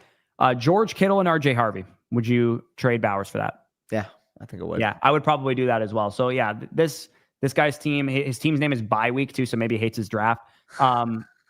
Chase Brown and Tucker Kraft, you doing that? Yeah. Yeah. I would. Chase Brown straight I would rather have than Brock Bowers. Tyler Warren, as he doesn't really have another running back to give you in return. Maybe Tyler Warren. If you somehow could do... Yeah, Bowers and somebody that you give him back. Maybe he would do Warren. I probably wouldn't, but Giddens. Yeah, any of these guys that have running, like Kenneth Walker and TJ Hawkinson for Brock Bowers and Jalen Warren or Josh Downs, something like that. Maybe he'd be willing to do that. I'm not as high on Hawkinson as you are. I'm just throwing out trade offers out there just in case you wanted to tear down from Brock Bowers and get a running back in return. That's reasonable. I think I'm just lower on Hawkinson than you are. I'm a little bit higher on Hawkinson, I think, than the market. But yeah, I think other than that, your team was in great shape. We don't really even need to go much further on it. Let's refresh the page here. Again, anybody that's showing up here, we will get to you off stream. Michael, I've already sent you your team review. So, and I also, because you had to wait a little bit, I also sent you a trade question, a start sit question voucher offline there. So make sure you use those. It looks like we got 3 more. John in the chat did resubmit his team, but I still don't see the names. It says loading right now. Okay, here we go. He perfect. Let's go. Perfect. This is how we solve problems live on the stream here. Let's we were supposed to get to his team earlier, so let's do his first. Yeah, young one. Number 1. Okay, where are we? Young one. Oh, okay. Well, that's. I was looking down the board, and this is an absolute. Oh my god! Holy shit, dude! Look at the wire too, bro. Look at the shit that's available. Yeah, that's crazy. I mean, it makes sense. It's a 10-team start 8, so yeah, Pittman types maybe should be available. So let's map this out. So he got Bijan in the first. At 5, he said. He got BTJ in London in the 2-3. He got Omarion in the 4th. He got Kenneth Walker in the 5th. He got Trevion, I'm assuming, in the 6th. Hunter in the 7th. Hunter probably in the 6th, 7th. Sorry, I did the 6th, 7th. Should I be concerned at tight end? You got my tight end 5 in fantasy on top of having such an insane wide receiver running back. Also, I need to see the teams in this league. How was that the number 4 wide receiver core? Yeah, I don't know, honestly. I think it's just because he has 8 and 9 as opposed to like 1 and 2. Like people who have Jefferson or Lamb are gonna let's see the guy with 1 though. I'm curious. This guy has 2. He has Collins. Okay. This guy has Lamb. So I mean, I think your receiver core is better than his, but he has Lamb, so it bumps him up. Well, he's number 4, right? Yeah. No, he was number 2 there. Yeah, number 2 had the Neighbors and Collins. Number 1 had Lamb, and number 3 has St. Brown. Bro, the guy that had number 5 had Lamb. Oh, sorry. Hold on. I'm looking at the wrong number. I'm stupid as hell. This guy has 2. Chase. I mean, he has Jamar. So Chase is going to pull up the rear there. 3 though. Guys, Higgins and Jefferson. So like, it's clear to me that a lot of people in this league just like grabbed a bunch of receivers and then the others just fucking didn't. Yeah. And you got somehow both. Yeah, no, absolutely. One thing I would say about this, it's a 10-team, 1 quarterback. You do not need 2 quarterbacks. So Drake May doesn't need to be on your roster. Go stash Quinchon. See what happens with him. Yeah, right? Exactly. It's actually, sorry, the comments, this is why I didn't want them on the screen. They were blocking that Quinchon was available. So I would go drop Drake May, stash Quinchon. If you wanted to drop Jaden Reed for Michael Pittman, I think that's reasonable. But knowing that you have Downs already, I'm fine stashing Reed instead. But yeah, this is a really good looking squad, man. And he said, I didn't take any elite onesies. Should I be concerned at tight end? Yeah, anybody on the waiver wire should grab. You should definitely drop Drake May for Quinchon. He's the better stash, especially knowing that you got Lawrence on the wire. You got Goff on the wire. Like, as soon as the games start going, as soon as bye weeks start going, yeah, it maybe sucks to drop Drake May right now because he's our quarterback 13, or at least my quarterback 13 in my redraft rankings. But you're going to feel pretty confident knowing that, every single week there's going to be 5 or 6 great quarterback options on the wire. It's a 10-team, 1 quarterback. Like, anybody who has Hurts and Daniels and those guys are not going to be streaming quarterback. There's going to be maximum 4 or 5 other teams that are competing for QBs on the waiver wire. Maximum. Yeah. No, I agree. I mean, overall, you clearly crushed your league. Let's see the difference in valuation there. 22.5K is your value. 17.9 is the next closest. You have 5,000 more value in a You guys have won this league the last 2 Yeah, years. so he's going for a 3 in this league as well. This is phenomenal, John. Like, yeah, give yourself a pat on the back. I mean, realistically, a 5,000 discrepancy between you and 2 is, I mean, you may as well take a screenshot and just send a winky face into your league chat. Yeah, no, absolutely. Yeah, this is an absolute squad here. And then, yeah, I mean, if you want to if you wanted to make a move, try and go get a better quarterback than Baker Mayfield, try and go get a better tight end than Colston Loveland, you can make some moves. Like, if people are going to let you do 2-for-1s like nobody's business, like if for some reason somebody's like, yeah, I'll take Baker Mayfield and Josh Downs for, Joe Burrow or something, then by all means, go after some of those like hammer players if you can. But I'm very comfortable with Baker, with Loveland as my onesies here, and I can keep rolling with those guys. But if opportunities present themselves, McBride gets out to a slow start, maybe Loveland starting out strong, you can make that up tier or something like that. You can make those opportunity kind of moves if you have the opportunity to do it. But yeah, this team's in great shape. We don't have to spend any more time on it. Agreed. Keep crushing your league. Go for that 3-peat. Let's get it. I do want to answer this. How you feeling about your listener league teams? My guys are a little too old for my liking, so I love mine. I'm the number 2 team in the league. In terms of where you rank, though, I will give you credit. I mean, it's older than I like. Don't get me wrong, but you are a top 6 team by my ranking. So mine or Sam's? Sam. His team's. He said is old for my liking, but I still have you as a top 6 team, even despite it being old. Yeah, no, absolutely. I feel pretty good about your team too, Sam. I think it's in pretty good shape. Before we get into this next team review, let me just push as you at 5. Let me just quickly rattle the trades and start sits, just because I want to rattle through these because my food's going to be on the way here soon. Oh yeah. Why is this glitching out on me here? Let me refresh this one more time. That's a very good idea, actually. I'm going to join you with that. Getting food. Yeah, I'm probably dude. So I've told you this before, but the buy one get one free shawarma bowls, you get like pickles, hummus, fucking chicken, like everything. Like it'll be all packed up, and then usually like I won't have to make myself food for the day because I get a lot of macros from those. Yeah, for sure. When I'm busy, which again we're busy people right now. Yeah, facts. Drake May or Justin Herbert, and then a flex decision. So in week 1. Drake May is playing. Who is he going? I know Justin Herbert plays the Chiefs in Brazil, but Drake May is going up against the Raiders at home. I think I prefer Drake May of those 2 options. I like Drake May there. Yeah, like Chiefs defense pretty strong. It's in Brazil. Could be a wonky game as a result. Yeah, let's roll with Drake May. He doesn't have any stacking options. It's not like he has McConkey or anything. So yeah. And then so we roll with Drake May, even though it doesn't actually let me put Drake May in there. That's who we would roll with. Running backs, Jonathan Taylor, Kyron seems reasonable. You're not playing Tracy, and then the decision is McMillan versus Devonta Smith. I'm actually curious who I have ranked higher. I have Smitty higher of the 2 options. Plus, so then you get to watch somebody on Thursday night kickoff as well, which is a factoring decision for me. The first game of the season. I have McMillan at 21 and Smitty at 24, but I'm assuming there's probably a bigger discrepancy in favor of Smith for you, so we could put Smith in. 18 and 22 between Smith and McMillan. So it's only a 3 for me. It's a 4 for you. Yeah, and then again, like I said, you get to watch Smith on Thursday Night Football in the first game of the season. Make sure he's not in your flex, even though this is a flex question. Make sure he's in your wide receiver spot instead of Mike Evans or Jamar Chase. Somebody plays later in the week. But yeah, Devontae Smith would be the option there. No better value than shawarma. I'm telling you too. So again, like pickles, turnips, fucking tomatoes, rice, like chicken, everything that you can imagine. Nice little bowl. Yeah, my order is here right now. I'm just gonna go grab it, Danny. If you want to answer this question, maybe just go on a little diatribe if you need to. I'll be like 35 seconds. I mean, is that the only spot, the flex? Okay. I mean, it's a close call here. George Pickens, Jameson Williams, Emeka Egbuka, Ricky Pierce, all very strong options to put in the wide receiver spot. It is a start 7 PPR league. I do have Pickens the highest here. Again, it's very close between specifically him, Egbuka, and Williams. But I do think the Cowboys are probably going to throw the football 40, 45 times. And I do think it's going to be very concentrated between Pickens and Lamb this week. So for me, I would go with Pickens. If I had to guess Corey's answer, I'd probably think he would say Jameson Williams. But I will roll with George Pickens here. Old people got to look out for each other. Yes, sir. The Unks. We welcome to the Unction. Yeah, Corey's getting his food, and I'm fucking making my order right now on the Eats. The Uber Eats. Why is it not letting me click? That is not ideal.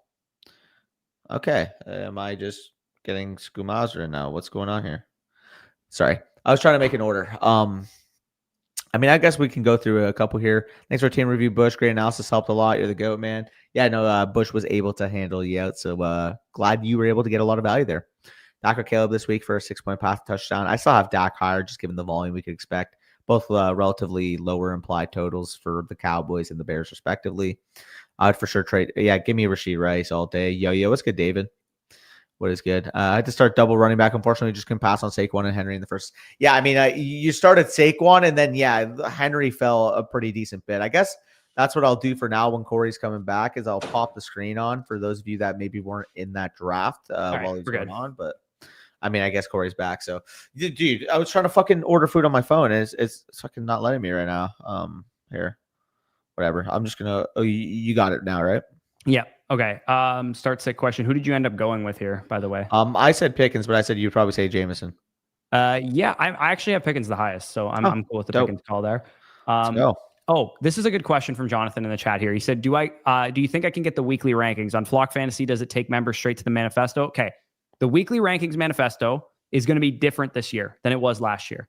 The reason last year people got it by signing up on Underdog or using the site because everybody who is going to have our weekly rankings manifesto will be on the site already. The actual weekly rankings themselves will just be in the rankings tab. You just you go to the weekly part and you'll be able to see our weekly rankings. I will finish those as soon as we're done here so that you guys have those weekly rankings. And then the other stuff that was in the manifesto, like the matchup charts, shadow coverage, the Vegas stuff, all of that stuff, and which that should be live either later today or tomorrow on the site. That will be updated every single week. We'll change it week by week like we were doing the same way we were doing it before. The only thing that's different is the weekly rankings themselves will not be in that chart because it's an extra pain in the ass for me and Danny to load our weekly rankings into there. And we're just going to do them on Flock going forward. So that's what will be going on with that. By tomorrow afternoon, you should have both of those things. Our weekly rankings up to date and the weekly rankings manifesto ready to go. So don't worry about that. If you're wondering, where is it? It's not live yet. It's coming. We were busy with our own fantasy drafts and I can edit my log and shit still. I mean, this weekend I drafted 3 of my 4 redraft teams, Friday night, Saturday night, and last night. I mean, Bush knows this. You guys would have seen the mustache players video that came out, but I had a nice little afternoon round. Unfortunately, I couldn't drive for shit. My putting was completely off. I will say on my putting, I've never putted on those greens before. And when you're not used to certain greens, dude, putting can be a fucking adventure sometimes, I will say. Oh, absolutely. We were getting some spin. It was fucking tough to 2 putts, 3 putts very consistently. It was not fun, but I mean, ultimately here, if I'm on my game, I can probably be my best ever was an 81, but realistically high 80s to mid 90s when I'm on. And I shot a 103, and that was with me not being able to drive or putt all day. My irons were clean though. You put me on an 8 iron, I'm putting it to the spot I need to. Yeah. Okay. I can smell my food right now. You're hungry. You're hungry. You're good. Anyways, Serge, he just said had more yapping, but I sent the characters on live. Drafting tonight at the 1-2 turn, best wide receiver available plus Genty. I think that's definitely a viable strategy to go into it with, whether it's Nico or Neighbors or Puka or whatever you end up going with in the first round. Definitely going Trevion at the 3-4 turn. I personally think it's a little early to go Trevion in the 4th round, but I know Danny doesn't mind doing it at all. On the 4th? He said my mocks were looking better when I double tap running back at the turn. Do we like Kenneth or Cook? I prefer Kenneth Walker of those guys. I would have also Trevion over Cook, but I know you're not there. Yeah. The way that I would handle this, if you want to get Henderson, is what I would do is take Genty in the 2nd round, like you said you wanted to take Genty, and then bypass running back in the 3rd round and take Henderson in the 4th round and take a wide receiver or whatever at a 3-4 turn, assuming one falls to you. But he said he definitely wants You could take Walker and Henderson as well, for sure. So is he saying he would take a hero wide receiver? He's saying basically he'd be going Genty, Walker, and Henderson. Okay. I mean, if you can land the plane at wide receiver, you only have to draft those 3 running backs, and then you draft depth round 11 on. I think that's a pretty fine strategy, especially in a home league. Yeah, and he said if Daniels is still there, I'll take Daniels, I guess, at the 3rd round or Trevion or whatever, going Igbuka Hunter at the 5-6 turn. So not worried about wide receivers. Yeah, exactly. If you can get Igbuka Hunter at the 5-6 turn, then you're definitely in really good shape. And then I think that's all the comments that Serge specifically had there. So I think that sounds like a good plan. You should be in good shape there. Dave here, trade question, receives Breece Hall, Drake London in exchange for Bucky Irving and Josh Downs. Yeah, I want Breece Hall and Drake London. That's Toronto, Dave. Maybe. Shut up. I mean, Drake London, I prefer to Bucky Irving, and Breece Hall. As much as I love Josh Downs, I have him ranked very aggressively. I would much prefer Breece Hall there. Yep. So I like the downgrade at running back for the major upgrade at wide receiver there. It could also be Dave Taylor. I saw Dave Taylor in the chat too. Yeah, it could be. Yeah. I appreciate you guys. Let me go back to the team reviews specifically, and then we should be able to close out the stream because I can smell my food and I am very, very hungry. No, you're good, Serge. Not you when you're hungry. Yeah, I'm not me when I'm hungry. So Michael also submitted his trade question, which I saw him in the chat that I helped him out there, and I gave him the voucher as a result of his weight. So, Nico, Chase Brown, Patrick Mahomes in exchange for Jaden Daniels, Saquon Barkley, and Romo Dunze. Spicy deal. Okay, so let's contextualize this. Nico versus Barkley and Chase Brown. So let's say Jaden plus Barkley equals Chase Brown plus Nico. Yeah, probably about that. And then Mahomes for a Dunze. I would probably slightly prefer a Dunze, but it just depends if you would. I mean, the Chase Brown for Nico versus Daniels and Barkley, I would actually prefer the Chase Brown side of Nico by a decent bit. I think I would too, but then is that enough of the discrepancy to make up for the gap between a Dunze and Mahomes? This is a fair trade. It's an exactly fair trade is what I'm implying. It's a fair trade. It really depends on if you're really into Mahomes this year, then you should accept this. That's basically all this comes down to, because Chase Brown, there's a world in which Chase Brown outscores Saquon Barkley. There's a world in which it happens. As much as I love a Dunze, there's no world where he outscores Nico. No. I know. There's also a world in which Patrick Mahomes outscores Jaden Daniels as well. Yeah. There's outs for you to win this trade for sure. I think I agree with you. Saquon's the best player in the deal, so I get that. And Jaden Daniels, a huge positional advantage as well. I think I prefer the Mahomes and Chase Brown and Nico side, but it's pretty close, and I think it's a fair deal. I don't think anybody's getting kind of rinsed on that side of the trade. So we got 2 more team reviews to go through, and then we shall get out of here, and I can eat my food. Corey's Marv. Yeah, I'm starving. So AJB2525 here. We got AJ Brown submitting for team reviews. I think I drafted well, but I'm not a fan of Breece at RB2. Let me know what you guys think. So Big Green Tractor, guy's a John Deere enthusiast probably. Jalen Hurts, Chase Brown, Breece Hall. Oof, man. Oh my Lord. Yeah, no, you drafted well is an understatement here. And I understand maybe you wanted Engram because obviously rookie tight end, you kind of want to pick and choose and see what you have happening. But I honestly think given Jawan Jennings, Jaden Reed and stuff being available on the wire. How is Jaden Reed on so many waiver wires? He's not even hurt right now. He is hurt, but he's not on IR or anything. Dude, he fell to me at the 8-8 in my home league draft yesterday, and multiple people were like, "Oh, you took him a little high. He's hurt right now." And I'm like, thinking in my head, I'm like, "Wait, the 8-8 is high for Jaden Reed?" Yeah, I mean, we were really bullish on him before the injury, so that's probably part of it. But yeah, I mean, off the top of my head, maybe Tajay's in your IR spot, and that's why he's on your roster. If he's not, drop him for Jaden Reed right now. And even if he is, I would rather have Jaden Reed than Javonte Williams, to be honest with you. But Rick, it's possible he has 2 IR spots. Brandon Ayuk's in one and Tajay's in the other. If that's the case, then obviously just hold. But you definitely don't need a backup tight end. So what I would probably do is try and send out a 2-for-1 offer using Evan Ingram. Let's look for a team who has a shitty tight end core here. Who's got a bad tight end? Number 12 or number... This guy, it's 10-team league. So this guy's got Njoku. Maybe you could convince him, hey, Njoku's got injury issues or blah, blah, blah. Some kind of rationale that he would maybe want a good backup tight end. Because we personally wouldn't agree with that decision, but he might want a backup tight end. And you could go after... Even if it's just a marginal upgrade, you don't need an Ingram. Yeah, if you said you're uneasy about Breece Hall RB2, I prefer Breece Hall to Trevion Henderson. I don't. If you don't, you're like Danny, and you could just go, hey, I'll give you Evan Ingram and Breece Hall for Trevion Henderson, and you want Trevion Henderson, that's totally fine. Yeah. You could also see how much more, could Tedero McMillan plus Evan Ingram get you T. Higgins off of his team? Yeah. As well as possible that you could get him. Get creative. Yeah, get creative. Maybe even Chase Brown plus Evan Ingram gets you Genty. Hey, treat yourself. Chase Brown plus Evan Ingram maybe even gets you Genty as well. I think that would definitely be something you could consider doing. Just trying to get Evan Ingram off your roster, A, so you have an extra roster spot to pick up a Jaden Reed type or a Michael Pittman type or whoever's available that you like there. Or B, that you don't really need a second tight end. I don't want to drop Evan Ingram outright. That's kind of my point here, is that Evan Ingram is not a droppable tight end, but it's just that you don't need him. So anybody who's in the market for a backup tight end, see if you can go Evan Ingram plus T-Mac plus Pearsall plus Breece, trying to upgrade that position specifically you're getting a running back. Breece Hall plus Evan Ingram. Does that get you Bucky Irving? Breece Hall plus Evan Ingram. Does that get you Josh Jacobs or something if you're not excited about Breece Hall. So that's kind of what I would be looking to do if I were in your position. But this is a really, really good looking squad. And yes, Breece Hall RB2 feels uneasy, but Tony Pollard's your RB3, and he's a very good RB3 to have. I mean, it's uneasy, but you have still the 5th best running back core in the league on top of having the number 6 tight end core, number 4 quarterback core, and the number 2 wide receiver core. So anyway, you slice it, even if that's the quote unquote weak part of your team, you're living. You're having a good time. If you are top 6 at every position in your league, you are in great shape. Absolutely. Especially if you are top 5 in both wide receiver and running back, the 2 most important positions. Yeah, and even though technically speaking, you're the number 2 team behind Clowntown, you're a more balanced team across the board too.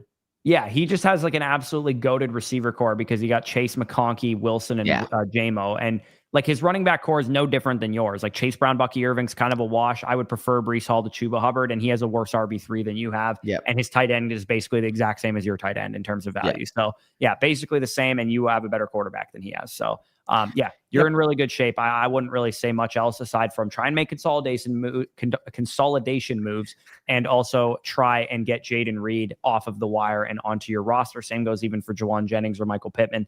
But yeah, Jaden Reed, I can't believe he's on all these waiver wires. I just really don't get it.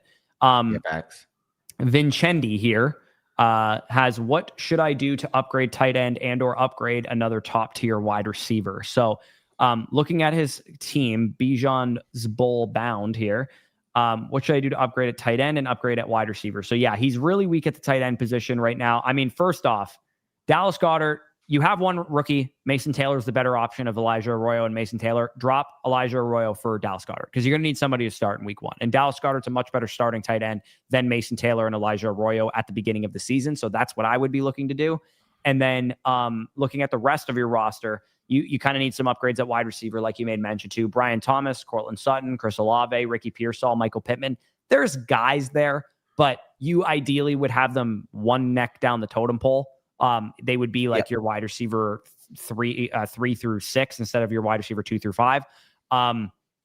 Taking one of your bench receivers and packaging them together would be the best route, I guess. If you could take Pearsall plus Pittman and get an upgrade at wide receiver, Pearsall plus Sutton and get an upgrade, Olave plus Pittman and get an upgrade, and be a little bit shallower because it's a start 8 league. Like it's not a deep league. It's one quarterback PPR. Like if you could take Pearsall plus Cortland Sutton and get Garrett Wilson or Mike Evans or Tyreek Hill or whatever receiver you like in that territory. That would you have Evans ranked this week? Lineup.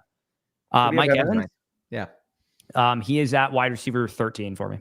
I have him at the exact same spot, so I can't even call you biased. Shout out to number 13 being wide receiver 13. Yeah. I mean, like he was like more like a little bit after that in my pre-draft rankings, but at the same time, it's like you're talking about an early season projection with no Godwin on the field against the Falcons. Like what's stopping him from having a 20 burger realistically? Yeah, no, it's a pretty good point. But yeah, that's how I would look to upgrade the receiver core. Cause I would feel a little uneasy if that was my wide receiver 2 through 5 as well. Cause there's upside there. Like I said, Olave, Pearsall, those guys could like really break out and be great options for you. But I would rather, go pick up Austin Eckler. Yeah, go pick up Austin Eckler as well. Yeah, Ray Davis, as much as he's a good stash, Austin Eckler is a better one. I like Io Manor, Torrey Horton, much as they're great. Elijah Arroyo. Yeah. I would, Elijah Arroyo, you're dropping him for Goddard. And I'm cool holding Mason Taylor and Dallas Goedert, hoping that in weeks 1 to 2, you get an idea of what Mason Taylor is going to be. And then you can drop him if you don't need him kind of thing. But yeah, Torrey Horton, I'm dropping for Austin Eckler. I think you drop Horton. I honestly, I would just pick up Goddard, start him at tight end and keep Horton. I would rather roster Mason Taylor considering he's weak at tight end and he's like, he's not strong at receiver, but like he's not as weak as it's way more dire than the wide receiver position, in my opinion. Cause I think Mason Taylor, you'll know what you have in week 1, week 2, and you can just drop him and churn the waiver wire after that. Straight up stash though. I'd rather have Horton for sure. I have Horton ranked way higher than you do though. That's the issue. Yeah, that's fair. I mean, I don't even really think he's that valuable, to be honest. He's fine. He's a good dart throw late to hold on the end of your roster, but I don't. He's a cup lower body injury away from being probably a top 45 receiver. You think Darnold's going to support 2 guys that high? I mean, stylistically, I think he complements the offense very well, and we saw he does. But I think they're also going to be a run-heavy offense too. Sure. Question for you: do you think that Derek Carr going into the season was going to be able to support Rashid Shaheed as well? Because I think Torrey Horton will play the Rashid Shaheed role. I think that wouldn't have lasted the whole season. Sure, but at the same time, yeah, I'm not JSN's saying. probably better than Olave at earning targets too. I mean, like comparable, like number one wide receivers. I think they're both, high Yeah. 20s, low 30s type of guys. Ohio But State receivers. like stylistically, like yeah, sure. Maybe Shaheed wouldn't have been like I think he was 16 points per game at the initial. Maybe Horton won't do that, but at the same time, he will have spike weeks and gain value. But I know you're hungry, so I'm not going to stop yapping. Yeah, no, there's not much else I would do aside from drop Arroyo, pick up Goddard. After week 1, week 2, if Taylor's not useful, you drop him too, and you only roster one tight end. You roll with Goddard, maybe try and trade for a tight end upgrade. And then, yeah, you definitely need to be rostering Austin Eckler. And if you don't want to drop Horton because you made a decent case for him, then drop Io Manor instead, or drop Coker instead if you don't have an IR spot. For sure. Also, or you could drop Ward too, because Ward, again, maybe you want to hold him for a week or two and see what he is, but you have Mahomes, so you're probably not going to be sitting Mahomes for Cam Ward anytime soon. So yeah, you have some dropping opportunities. And yeah, appreciate you guys for tuning in. I think that is the end of the questions that we're able to answer. Again, Mr. President, we sent you a review voucher to resubmit using ESPN. Sure. Preston, W11, you were using NFL Fantasy, so we're going to have to do yours offline for you, unfortunately, but we'll get you. Basically, what we do, in case you guys are curious, is we send you like a personal podcast, essentially, where you see us do what we're doing right now, except it's just us breaking it down on a personal podcast for you. And the reason we do that is just because with the screenshots and whatnot, it's not as good for other people to be watching. And then we do have one more start set question from F14 FT Tomcat here. Loveland or Warren? I'm assuming you're going Warren for the first game. Let me take a look. I have them back to back. I have them both dropped a little bit based off where I have them in the season long. I will put Warren one spot higher because it is a lower implied total game for the Chicago Bears, I believe, because it's 43.5. Yeah, I think usage wise, I feel better about week 1 Warren versus week 1 Loveland too. Tight end 10, tight end 11 for me. And I mean, honestly, if you wanted to put Kelsey over them, I wouldn't. I'm actually. Yeah, I mean, Kelsey should definitely be over. Kelsey absolutely needs to be over 11 for sure. I'll put them 11 and 12. Kelsey, I have Kelsey at my tight end 6. Like, I think he's a very fine start this week. Now that's rich for my blood, but I mean, I'll spoil it now. The way I have tight end right now, Brock Bowers, Trey McBride, George Kittle, obviously very easy top 3. Sam Laporta, I think, is going to get off to a hotter start considering the fact that he's not dealing with a high ankle sprain, so he comes at 4. Mark Andrews at number 5. I really love the game environment. Really love the game environment. This is the one you're going to disagree with. I have Tucker Kraft at 6 because I also think from the standpoint of Jaden Reed's banged up, Matthew Golden's a rookie wide receiver. I can totally. I'm at 10 for that reason, but I don't have him at 6. Yeah, I mean, you had him at 10 in your draft rankings. I think given the matchup, he should be higher than where you had him ranked. Yeah, I could move. I'll move Njoku below him. I'll give you that. Yeah, then I mean, Hawkinson, Njoku, Kelsey, Warren, Loveland would be the order, and then I have Ferguson closing off my top 12 at number 12.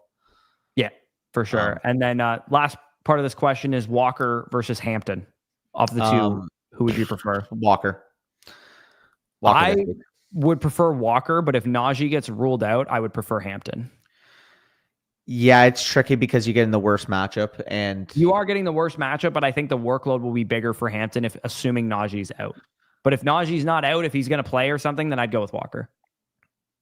Yeah, I'll take Walker regardless, but I mean, it's a close call. For sure. All right. Love both those guys. I think we are completely done. I don't know how many friggin' questions we answered, but it was a lot. I'm actually surprised that was only 2.5 hours because I think we had like 12 team reviews, at least 14, 15 team reviews. We sent a couple vouchers too. Yeah, plus a couple of vouchers and stuff. But yeah, appreciate you guys for tuning in. As always, if you guys want to see good question from Rylan. My draft log, I am still in the process of editing it. I'm hoping it comes out today. I'm really hoping it comes out today because it is going to be a lot of editing for me. And I didn't get a whole lot of it done because I busted my fucking teeth on sourdough yesterday. And I had to go get my retainer removed because it popped off and it was poking me in the tongue all night last night. Which sucked ass. So I had to go to my orthodontist for the first time in 10 fucking years to get my permanent retainer replaced. That is the most unk way I have ever heard of needing fucking dental work or like mouth work. Well, the most unk way would be that I need dentures. You busted your teeth off of sourdough. Yeah, sourdough's got a hard crust, man. My permanent retainer had been on there for 10 years. The cement was wearing thin. For reference, when I chipped my tooth and split it in half, it's because I was drunk and fell down the stairs. Yeah, that's the most Gen Z fucking way to do it. Do not tell me you broke your teeth. I didn't break my teeth on sourdough. He broke his teeth on cement sourdough. of my retainer broke on sourdough, and it was 10 fucking years of cement. Pull a Thomas and post at 4 a.m. I don't know if I can stay up that late, but I can promise you that if it is live tonight, it'll probably be 8, 9, 10 p.m. Eastern. That is live for. Hopefully it comes sooner than that. But yeah, appreciate you guys for tuning in. Again, if you want your team reviewed, start sit questions, trade questions, you guys know what to do. It is on the bottom of the screen there, promo code FSE over on flockfantasy.com. I am starving, so I'm going to eat my food. And stay tuned to the draft vlog. Hopefully it's live later tonight. Peace out. We'll talk to you soon.